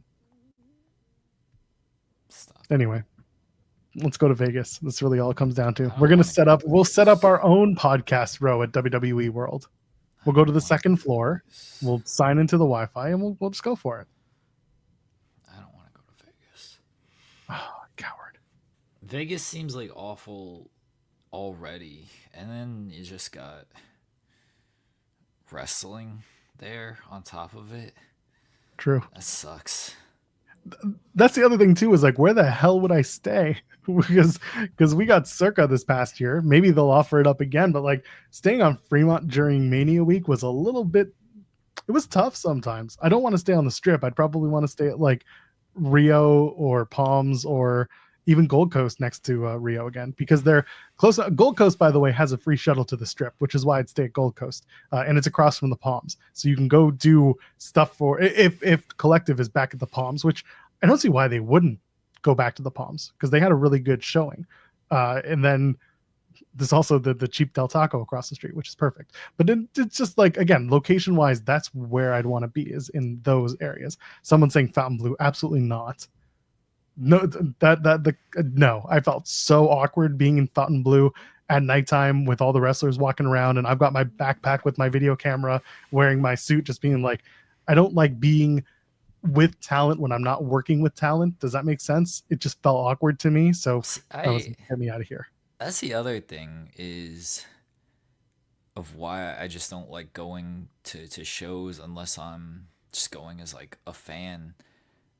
I don't like staying for like long trips either. Like this is why I do everything. I drive there and I drive back like same day. I don't like staying overnight at places. Like I like being home. I don't just like going to other places and just being away from home. So yeah, it sounds terrible to be in Vegas for like 5 days with a bunch of wrestling fans and wrestlers who I don't want to bother and everything. Like I like being at home. Sorry if that offends anybody. I get it. For me, I've said this before. When I travel, when I stay at a hotel, I need two things for sure. One is a mini fridge so I can stash stuff that I can use to then, keep cold, whether that's drinks or if it's just other foods that I want to keep cold. And the other thing is wired internet. If it's got an Ethernet jack, that's perfect because then I don't have to worry about the hotel Wi-Fi being complete shite, which it typically is. But those are the two that I need. I've stayed at Palm's Place before, which is next to Palm's, and I really enjoyed it. They had both things that I needed. They also had a kitchenette. That was nice. So I was able to cook breakfast in the morning. Stuff like that goes a long way when you're traveling and you just want to have some sort of like normalcy compared to having to go somewhere for breakfast and for lunch and for dinner. Like I want to eat in my own space once in a while and not just do takeout. Diet Coke fridge, listen, what I do with my fridge is none of your business. But yes, that's one of the things. I don't like people enough to be around people. But you're in your hotel room. You don't have to worry about people. Just do your thing. Like if I'm going to this stuff, like sometimes you feel you gotta like hang out with people, especially if I'm going just as like a fan and I'm going for myself. Then okay, then I can be like, all right, I don't have to hang out with people. I can just do what I want. But like if I'm going to like work, then like you gotta go out and you gotta like do stuff. Like you gotta work. You know what I mean? Like. I don't that's why I don't want to. If I do this, like I wouldn't want to do it as work. I would want to do it, but like I can't do Mania. Can't do Mania and not work. Yeah, exactly. I can't do Mania because if I'm going there, that means I'm not working from home, and like that's it's not like detriment to the site, but there's gonna be less done on the site. That's not knocking anybody. That's just my own work ethic during Mania week. Like your output. You want that output. Yeah, like my output is really strong during Mania week, and if I'm not around to produce that output, it's not that other people can't do more. It's just that it doesn't matter how much more they do. It's not going to measure up to everything that I do. Because I do so much, unless like you bring on multiple people, which sure possible, but this is why like SummerSlam was nice because Sean did the work stuff on SummerSlam, and I just attended the show with my wife, and we just had a good night watching SummerSlam. I went to like WrestleCon or whatever the convention was. I think it was WrestleCon that day, and met up with people and hung out with them, and like that was fine. But like I didn't have to work. I didn't have to like do talent interviews at WrestleCon. Like I just go and just hang out with friends for a little while, and then go to SummerSlam with my wife. Like that is much better than all right, go to WrestleCon, do some interviews. Oh, go to WWE Media Day. Oh, go to the show as media. Like that's too much. I don't want to do any of that. So don't stay home. I'm not. I'm staying home and work. Well, what if they offer us the hot tub? Do we go? I don't want to go. You know what? If they offer us the friggin' hot tub, then yes, I will go. All right. If we can make this happen, then fine. I will do that. Here's okay. Ken saying a Live in the Weeds podcast in Vegas would be pretty amazing. So here's the thing. First of all, we've done it.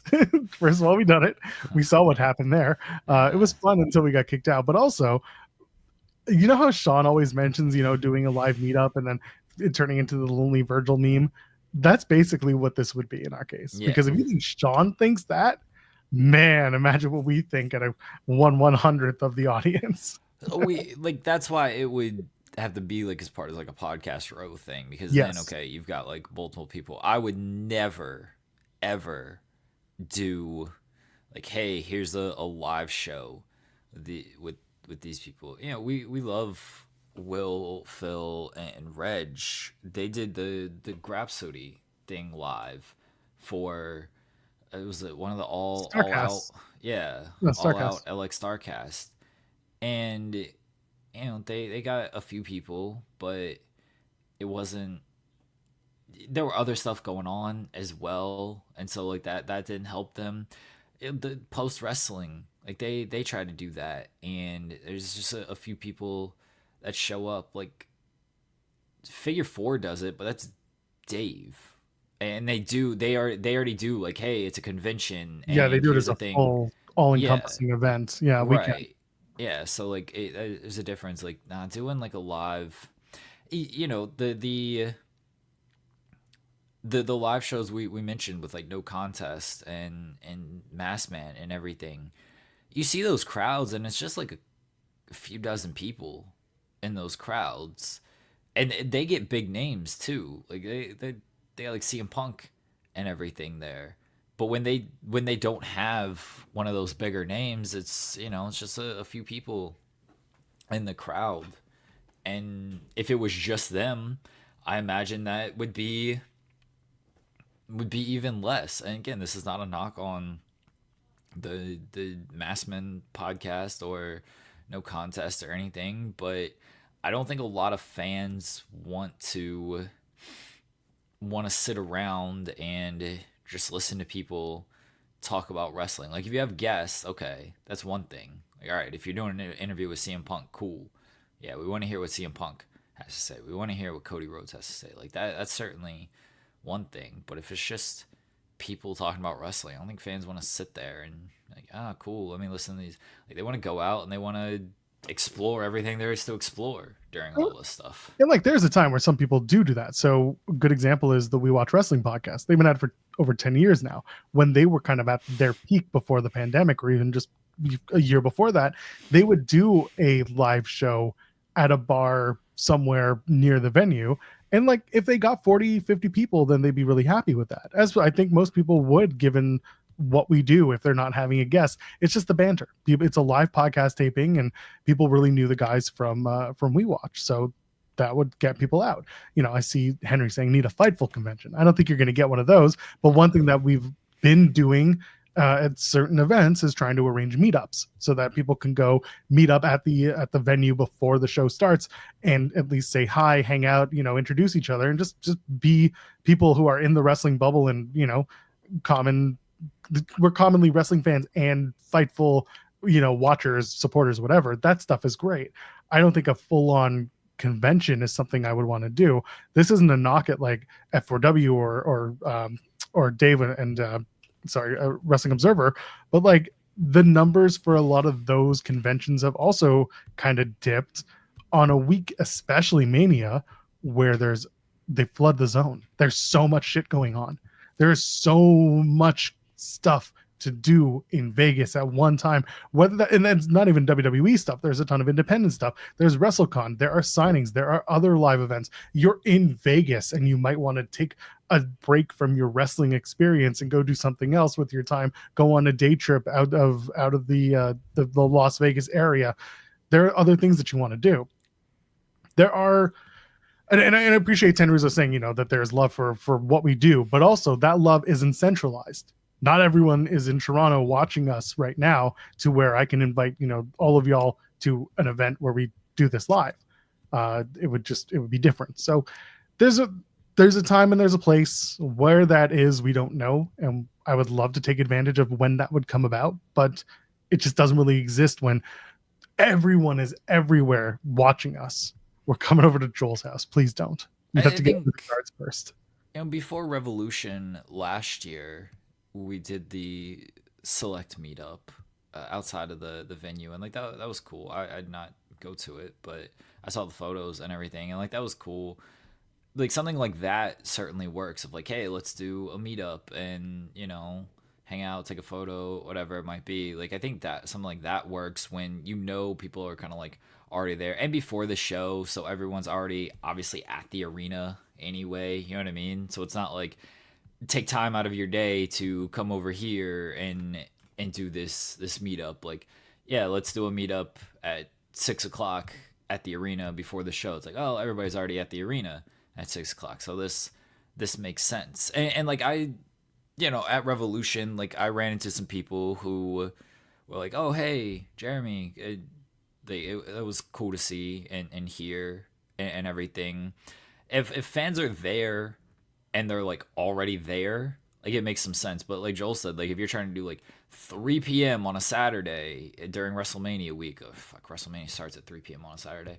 But if you're trying to do something like that, it's like, well, I don't know, WWE World's having this going on at 3 p.m. on a Saturday. Like, do I want to go to this or do I want to go to that? Like, it's a little bit more difficult to do something like that. There will come a time when we do a live show if this continues to grow. If this continues to grow and we find ourselves in the same town and there's a hot tub, we can do it. We can make it happen. None of this sounds great. One day we will outgrow the libraries, Jeremy. One day we will outgrow the library. Sure. We appreciate everybody in the chat, by the way. Like you guys are great, and it would be cool to do something somewhere for some type of thing, but getting me to travel for this stuff would be the most difficult part. Is me showing up and traveling to one of these things. Like Tony won't answer my tweets with getting the Jack Harlow song. He ain't splurging on a hot tub. I feel like a hot tub is cheaper than Jack Harlow. Nah. He might actually help us with the hot tub. You know, it's the cheapest. It's just giving me the pencil, giving me the True. ROH pencil. That's the cheapest thing you could do. It would make him money, for Christ's sake. I never once asked to be paid to get the ROH pencil. I don't care to get paid. I just want the pencil and let me write the shows. And then the money that I bring in, and you can start paying me off of that. But I don't need to be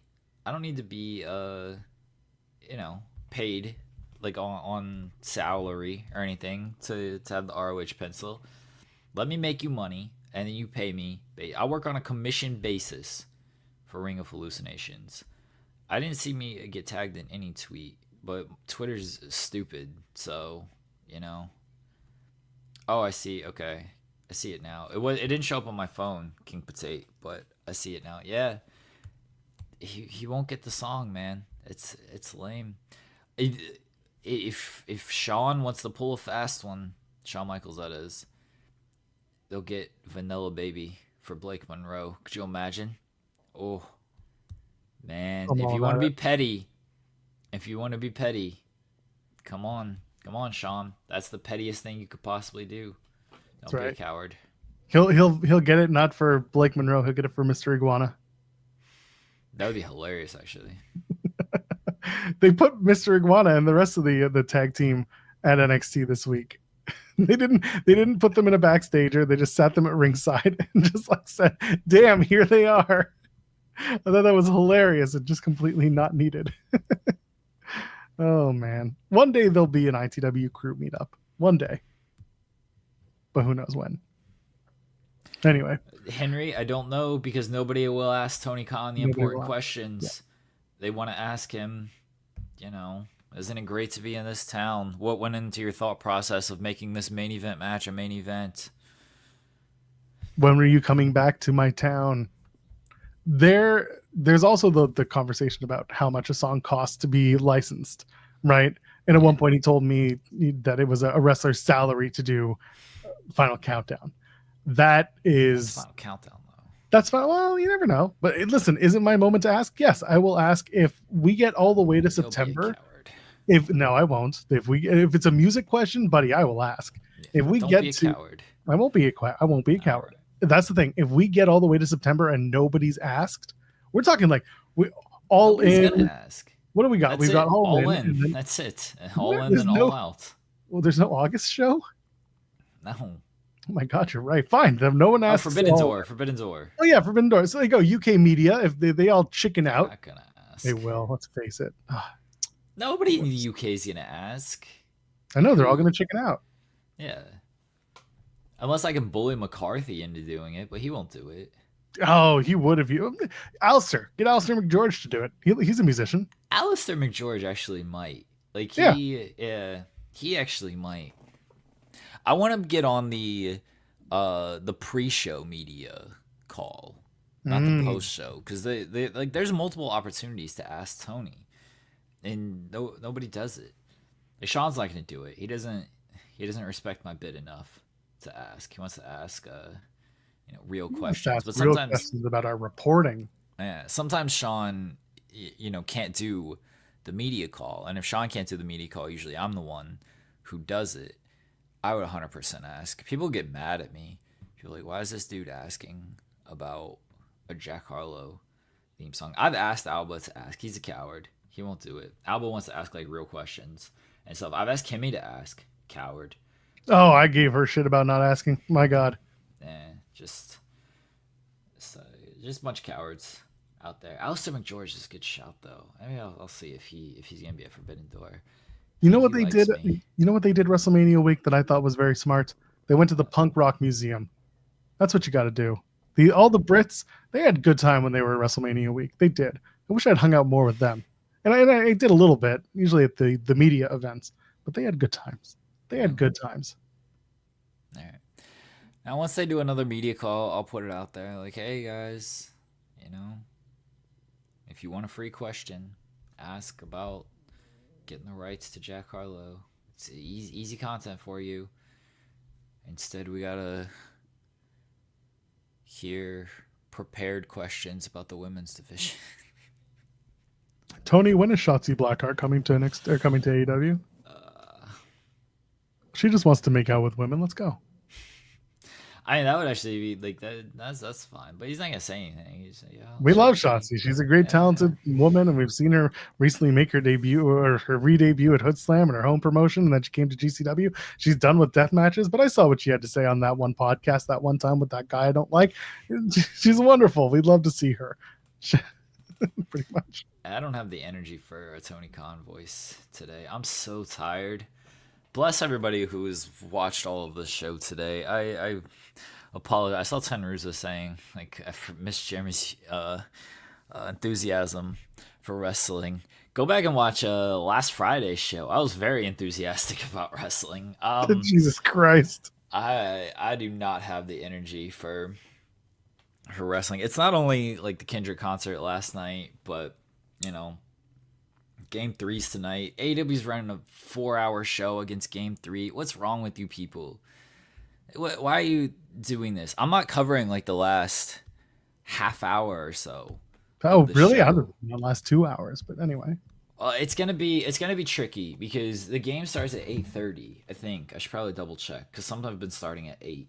I think it's 8:30 is what I saw. It's 8:30. Okay, yeah.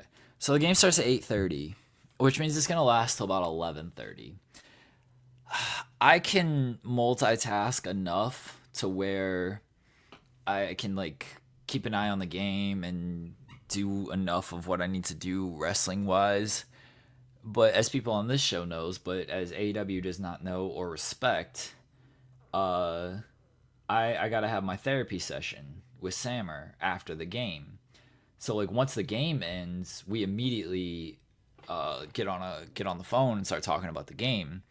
So that's gonna be like 11:30 or so. I can't tell him because this is unfair to our friendship and the NBA Finals. I can't tell him, oh yeah, I gotta watch the last 40 minutes because they're gonna have an overrun. I gotta watch the last 45 minutes of this wrestling show where nothing's gonna happen. Like I'm not doing that to him. Again, that's not fair. That's my best friend for over a decade, and we're in the finals. I care about 45 minutes of collision, especially as nothingness of last week's last 45 minutes. Like, I'm not watching that, so I gotta find someone to cover like the last 45 minutes of this show. Just be like, I got more important business to attend to. I especially depending on how the game goes. Like if we win, then okay, I'll at least be in a good mood. If we lose, like we win, we might be on the phone for like 2 hours. If we lose tonight, so I don't care about wrestling tonight, man. There's fucking NBA Finals. What are they doing? We're in a 4-hour show against the NBA Finals. AEW Summer Blockbuster live from Portland, Oregon. Where are they tonight? Portland? Yeah. No. Yeah. Where were they last week? Denver. Yeah. So they're in Portland, Oregon at the Angels of the Wings Arena. I think. Anyway. What? I think they're at I think the name of the venue is something like the Angel of the Wings Arena or something like that. I don't think. Oh no, Theater of the Clouds at Moda Center. Okay. Yeah, the Angel, whatever that was. I think that's Angel's Wings is Angel of the Winds Arena. Daniels move. Yes, the Angel of the Winds Arena is Everett, Washington. Tonight is the Cloud Center at the Cloud Theater at the Moda Center. All right. For those just making stuff up. Yeah, no, Joel. I got you. Joel buries AEW by making up fake venue that they're not running. Go get your tickets now if you can find them. Okay, you know what? This is actually a good bit. I'll tweet Tony right now and hello, Tony Khan. He's gonna block me, which I was gonna say he's just gonna unfollow you at that point. Hello, Tony Khan. Game 3 of the NBA Finals is tonight. Can you please? I'm gonna say it's very important. It's very important. Can you please DM me all the AEW scoops so I can pre-write all these stories to help with my NBA stress levels? Thank you. With an exclamation point. Yeah, really. Thank you. Can you please DM me all the AEW scoops so I can pre-write all the stories to help with my NBA stress levels and multitasking? Tony should appreciate all this. Oh, yeah. There. All right. I've asked Tony. We'll see if he responds. Does Jeremy really send those tweets? Yes, he does. Yeah. What do you mean? You can. You can check. My Twitter is very public. Like yes. you can see them.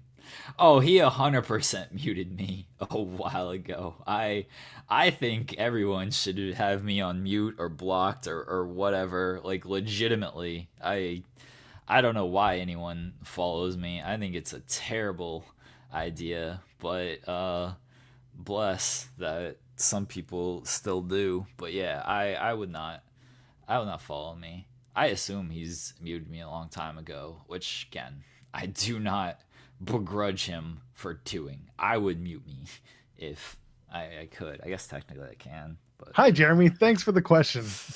I think you'd be like, thanks for the great question. We're excited about AEW Summer Blockbuster tonight. Should I just message Brian Danielson? Brian Danielson, please send me all the scoops for the show tonight. I mean, it's a bit 13x3. It's a bit, but like the bit is I send the tweets. That's also the bit. Is that someone's gonna grok the spoilers for today's show? You just in your replies, no less. It's true, dude. Some of the grok answers are hilarious, like absolutely hilarious. Like somebody asked, like, "What match is this?"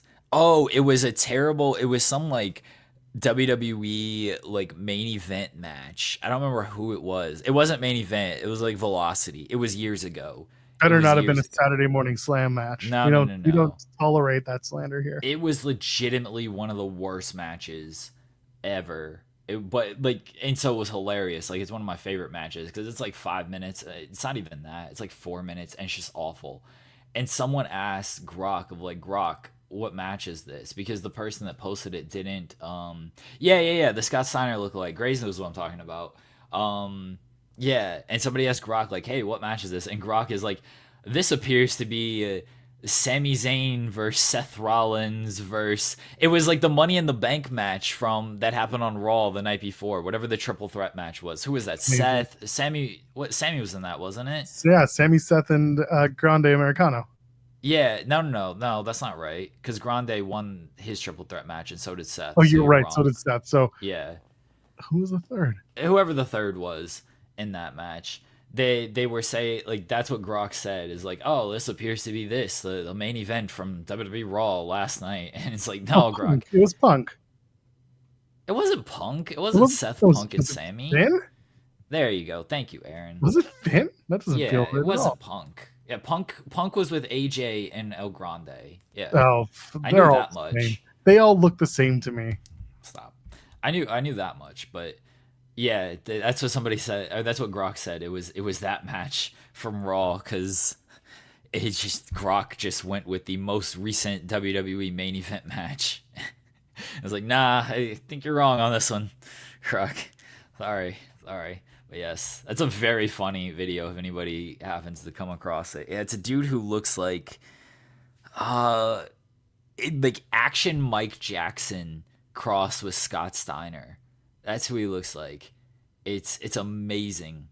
And it's a awful match, but it's also like a great match in that sense. Again, if you're going to be bad, be the absolute worst, and this was legitimately one of the absolute worst matches. This appears to be Funkasaurus versus Fandango. It wasn't that. I don't know who. I legitimately don't know who those people were. Maybe Grace, since he actually knows what I'm talking about, maybe he knows who one of them were. I don't know who. Like, I assume they never wrestled again. I don't think they certainly wrestled for WWE again because this match was just. It was terrible. Grace, if you find it, just DM it to me and I'll pick it up. It ruled. Yeah. Everyone should watch it. AEW Summer Blockbuster tonight, live God, who cares? from the Cuckold Arena. What? But there you go. King Potate says they're going to be in the Cuckold Arena tonight. I'm reading what the chat says.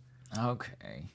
Anyway, it's a 4-hour event, so it's going to be It's a split good between two. show. It's just dumb that it's against Game 3 of the NBA Finals. Well, Don't do that. That's why they're doing it. You got to do what the fans want. The sickos want the 4-hour shows. No, they don't. No sicko wants this. The sickos are all about it.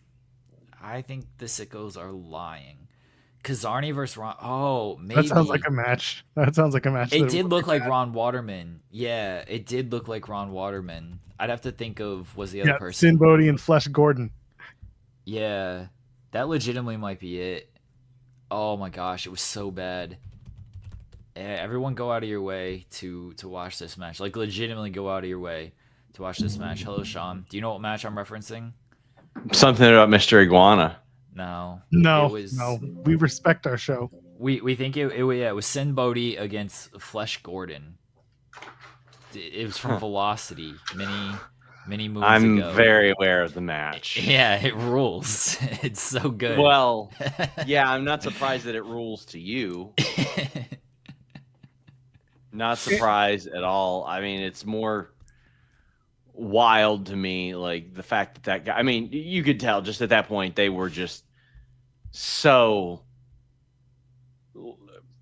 They wanted a lot of people that looked like that guy. Yeah, because that guy was like, I think he was like 50.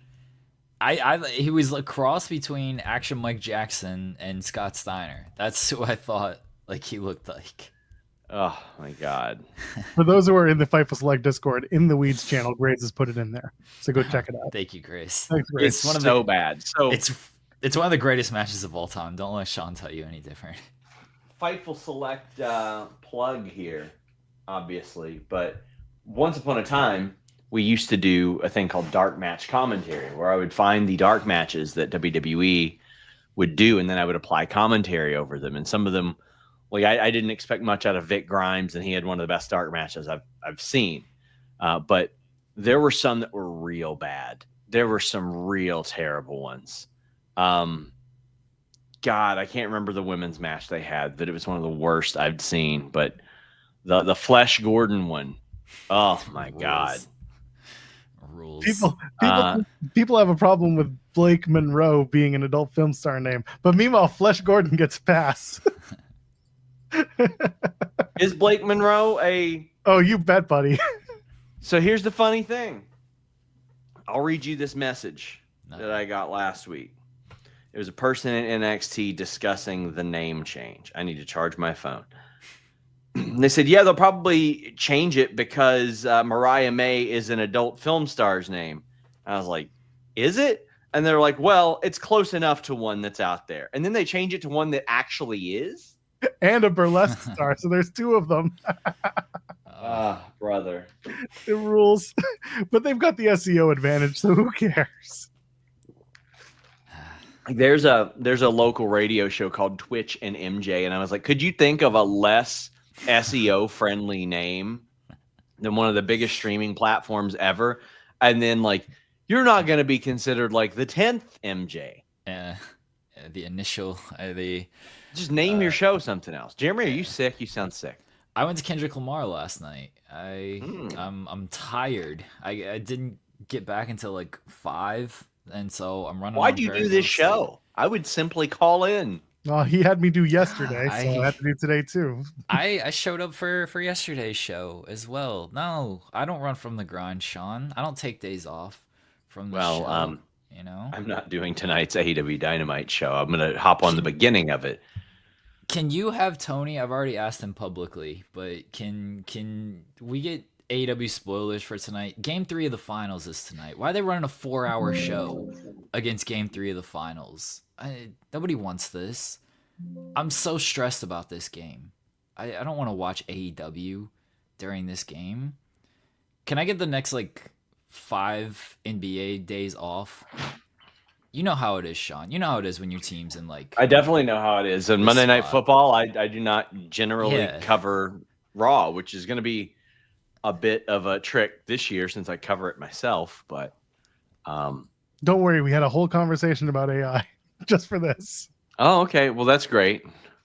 We got you. You know, I don't want to be paying attention to wrestling when I'm trying to stress watch basketball. Like, you're just talking about Monday Night Football. Like, I get that's a big game. This is the finals. We're here. I don't care about wrestling. Got to worry about Cason Wallace shooting better than 10% from 3. He's really good. I'm sorry that he's not doing well now. But I love Cason, but like, hit some shots, man. Come on, we need this win tonight. Care about Tyrese Halliburton working his voodoo magic, hitting all these insane shots. Let's talk about Wile E. Coyote surfing. I do like that shirt. That's a cool shirt. Spent way too much money on it at a vintage store. Speaking of spending way too much money, I don't know how much you spent. Concert shirts are $55. That's absurd to me. Yep. I went to Highly Suspect. I Highly Suspect is one of my favorite bands, and didn't know they were playing until an hour before they went on stage. Bought a ticket, showed up. I looked at the set list and I was like, all right, I can miss those. Showed up like 4 songs in, bought a shirt there, and it was like $50. I saw those prices. I was like, no, I can't justify spending $55 on a shirt. The music ain't making money no more. That's the reason. You got to shift it into something else. Sorry, Joel, to interrupt. I want companies to get away from the buttery soft tea, which is another phrase for don't wear it around cats. Don't wear it around dogs ever. Because you can wear it for about 12 and a half minutes, and then the second you pet your cat, you got to change your shirt. That's it. Bring it back to when T-shirts were men with good, abrasive cloth, a cloth that doesn't feel good on your body. Function over fashion is what Sean Ross Sapp is after. Yes. Gotcha. Yes. I'm with that. I'm with that, honestly. Just you gotta get the cheap parking lot ones. You gotta get the cheap parking lot ripoff ones. But then you're not supporting the artist, which is what you're supposed to be doing here. I did get a good deal on parking at the very least. Like, I didn't pay $80 for parking to park like 2 feet away from the venue. I instead paid $20. I had to walk a little bit, but it's fine. I don't mind walking. It's the way to do it. I had a wrestler had a wrestler complaining to me about a popular line of wrestling shirts that some fans use where how can I say this without having getting myself attacked? It is, we'll say the phrase is huge fan of, and then it will have the wrestler's name. And the wrestler goes, "Where'd this come from? I didn't make this." I was just like, can't tell on anybody. I'm not getting blamed for that. But they're just like, I didn't see a dime from this shirt. Damn. That's part of it. Josh Bishop probably has one. Josh Bishop loves buying those T-shirts in the parking lot. He's made this public, so I'm not putting anything out there that he's never said. He loves just buying the knockoff shirts in the parking lot. Some wrestlers about to sound like me in Sportskeeda's inbox, where I told them that they can either link to our damn website or license our content and pay me. And they're like, "Oh, well, let us know if we miss." And I said, "No, you're going to pay me to be an editor? It's not my job to do your job. Not my job to coach your team on how to cite and link to people." Is it chrisjericho.com? Is it Web is Jericho? Web is Jericho. Oh, man. I will say this. They at least credit and source. Okay. Fair. Good on Web. It is funny how many people will message me and be like, "Wait, is Jericho following me?" And I was like, pretty much. He retweets all their stuff anyway. Yeah. Jericho doesn't look and see what's posted. He's like, all right, retweet. Just it has my name on it. Let's retweet it. Yeah. Jeremy, it's still active, but Jeremy, you are old enough to remember when one of the top MMA aggregators was bjpen.com. Oh, yeah. Which, yeah. It's still active. Our Yeah. dude, Harry Kettle, who used to work here at Fightful, Really? is over there. Like, yeah. And I'm just like, whew, bet those numbers took a tumble after no fault of his. Right. But BJ's, and I'm just like, man, like that's. Did BJpen.com? I remember when Chris Cyborg had a deal with. Yeah, she did. Into Imports or whatever it was. Yeah. Yeah, I remember the Chris Cyborg website. Did BJpen.com have to cover the BJpen stuff? Like, you know what? That's a good question. I'm gonna look it up. All right. While you're doing that, Kate asks a very, very important question. Oh, why doesn't Sean eat his eggs on this program anymore? Have you seen the cost of eggs? Have you seen them? We're in dire straits. Because I have what's called a Molly Sims from Grounded All Day Cafe. A Molly Sims. Molly Sims. Yeah, they name it after Kentucky royalty all the time. Like that's the names of their products. Let's see. BJ Penn. Like, does BJ Penn still get a kickback from BJPenn.com or did he sell it long ago? Because it seems like the type of thing. You would think it would be like under exclusives. I feel like they should be able to get the exclusive on what's going on. Yeah, it is like Joe Rogan claims BJ Penn as lightweight GOAT. Anthony Pettis labels BJ Penn as lightweight GOAT. His rules. Anderson Silva named BJ Penn as his lightweight GOAT or his GOAT of MMA. Ben Henderson does BJ Penn as lightweight GOAT. I think I'm seeing a theme here. Yeah, I don't think BJ Penn is covering BJ Penn well enough here. Ben Henderson touts BJ Penn as GOAT lightweight. Is this like a mandate anytime you see like? Here's one. BJ Penn shares his take on lightweight GOAT. I hope he says himself. He has to say himself. I hope he's just talking about a goat that's lightweight.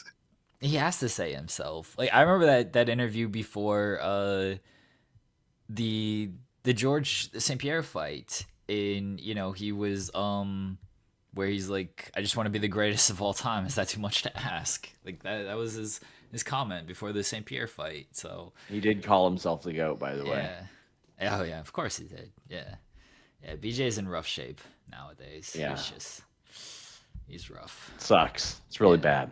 Yeah. Well, this Molly Sims is about to be in bad shape because it is a delicious sandwich. I'll see you guys later. No, I'm sure it'll be in rough shape later when it comes out. Yeah. That was the joke, Joel. Oh, I thought he was talking about the fact that he was going to eat it. Okay. Not that it would come out of his colon later when he takes a poop. All right. AEW Dynamite, take 4 from the Kukcha Arena in Walla Walla, Washington. Did we get it right this time? Who knows? 4-hour event, split 2-2. So when your max stream ends, the other stream will take over for Collision. Do what Wade Keller does. He just did a Dynamite post show while watching the live 2-hour afterwards. Like, that's all we need to do on this channel. Do a Dynamite while we're doing a watch along. Do what Pulaski does. 2-hour SmackDown, 3rd hour is a watch along. That's all you got to do. Watch the first 2 hours and then do the other 2 hours as a post show. Anyway, Tekla takes on Queen Aminata. We're starting from the bottom and then we're moving up to while we're here. Tekla takes on Queen Aminata. That's going to be a fun one. Kyle Fletcher takes on Anthony Bowens. I'm sure that's a confusing one. I mean, we know why it's set up, but it's just funny to watch Bowens have to go up against Kyle Fletcher now. Who's going to win that match? What match are you talking about? Fletcher and Bowens. Is Fletcher going to drop one to Anthony Bowens finally? I don't care, Joel. I thought you were a wrestling fan. What happened? I only care about how Lou Dort is going to navigate the screen against Miles Turner and the pick and roll against Tyrese Halliburton. That's all I care about tonight. The wrestling's going to be good. Watch your wrestling. Blah, blah, blah. Basketball, everybody. That's all I care about. I care about how well Kaysen Wallace is going to shoot from 3. I care about the voodoo magic that the Pacers are going to do at home. They're going to shoot 50% from 3 from this game. I'm so scared of that. I care about Alex Caruso, how he's going to defend Pascal Siakam. Bowens, Fletcher, who else? Swerve, Ospreay, great. I don't care. Stop it. Let the record show I'm the one trying to do the preview, and Jeremy's the one shitting on AEW. I'm so stressed about this game. I'm at the concert last night, and like Mustard is lines in your you're doing. You're writing out the lines in your. Oh, I'm legitimately like thinking in my head, why couldn't Shea hit that shot in game 1? If he just hits that shot in game 1, like we're maybe up 2-0. I'm sure the Pacers would have voodoo magicked and still won game 1 regardless. But I'm just like, if he hits that shot in game 1, like maybe we're up 2-0, and I'm not quite as stressed. I'm thinking about game 3, and again, Nimhard's gonna hit 5 threes. Naismith is gonna hit 5 threes. Miles Turner is gonna hit 8 threes. I'm so scared of this team shooting 60% from 3 and just beating us. I do not care about Ty J reuniting. Good for them. Great. They do not affect my mental health in any significant way like a bunch of millionaire basketball players do. I need Shea to play well. Shea, I need you to play well. Your game 3s have not been good, buddy. I need you to shoot well from 3. Jalen, I know your wrist is bothering you. I need you to just get it injected, whatever. I don't care. Just finish better at the rim. Shoot well from 3. Chet, I need you to show up. I need you to really show up in more than you did in the first half. In game 2, you're great in the first half, but I need you to really show up all of game 3. Lou Dort, you can't shoot on the road. Please find a way to shoot better on the road. Get through the screen. Aaron Wiggins, I need you to save basketball. I need you to be the meme and save basketball. Kenrich Williams, we got a lot of Williams on this team. Yes, Kenrich Williams, I need you to bring that energy. Will Ospreay and Swerve Strickland are gonna have a great match. I don't care. I'm gonna jump off a building if Lou Dort misses a 3. Good for Swerve and Will Ospreay. Have a great match. Fantastic. What lavish meal will Mercedes Moné be eating tonight during Tony Storm versus Julia Hart? My tears if the Oklahoma City Thunder do not win this game. That is what she can have. they'll be very salty, a little sweet. I don't know, but whatever. I'm so stressed about this, Joel. I'm so stressed. Take a walk after the show, buddy. I can't do this tonight. All right, in the comments, whether you're live or after the fact, what is Mercedes Monet? What lavish meal will she be chowing down on tonight? We've already established Jeremy's tears will be in her glass, but what will be on her plate? Let's find out. Ospreay Swerve 2, we mentioned that, and of course the Omega Okada contract signing. It's going to be a fun night. It's going to be a long night for those who are watching all 4 hours. Fun. Wrestling fans, for the There's wrestling no fans. fun. You're right. We're trying. No fun. We're There's trying no to fun win a game. game. Right. We're trying to go up 2-1 in the finals. We can't quantify fun. What? No, this isn't fun at all. None of this is fun. Even after the game, even if we somehow win, it's not fun. Because then we just think about this is the legitimate conversations Sammer and I have. We might win tonight. We're not going to. But let's say we somehow win tonight. All we're going to think about is how Shea missed the shot in game 1 and how we could be up 3-0 instead of 2-1. There's no joy in even winning. None. We just think about the loss. That's it. All we care about. We just harp on the loss and we care about the loss instead of the victory that might happen. Oh my God. I don't want to do this show tonight. I don't want to cover this show. I don't want to do the show tomorrow, even if we win. I'm not well, everybody. I'm losing my fucking mind over basketball. Stop. Am I doing the show tomorrow? Maybe. If we the first 2 hours of legitimately, Joel, if the Thunder lose tonight, I don't know what kind of shape I'll be in tomorrow. I don't know. I did a fantastic job of going the other way after game 1. I give myself a lot of credit. Great acting on my part. I guess. I can't do that again. I can't fake that like I did after game 1. I'll be way too stressed being down 2-1 compared to 1-0. 1-0 is like, okay, you know what? Like, we'll probably win game 2. 2-1, I can't do it. I can't. I can't. No. Nick, I'm sorry you're a Knicks fan. I know that was tough. Like, this Pacers and their voodoo magic, man. I don't. It's the most stressful thing in the world. What's happening? What's going on? What are we doing? Is there wrestling tonight? There's wrestling every night, buddy. Oh, that's factual, sadly. We'll see. Maybe it'll be me and SP3 tomorrow. Maybe I'll be doing 5 shows this week. Defy announced that in conjunction with their friends at AEW, there's a ticket deal. If you want to go to Defy Vortex, you can enter special code AEW in Kent for a reduced price. Buy 1 ticket for Defy Vortex and get a second ticket for 75% off. Go to Defy's Twitter and you can get all the details there. They're going to be here, so, here being Kent, Washington. They're doing like 2 nights of shows. So there you go. Go watch Dynamite tonight or don't. Jeremy's going to go for a long walk. Hopefully not off a short here.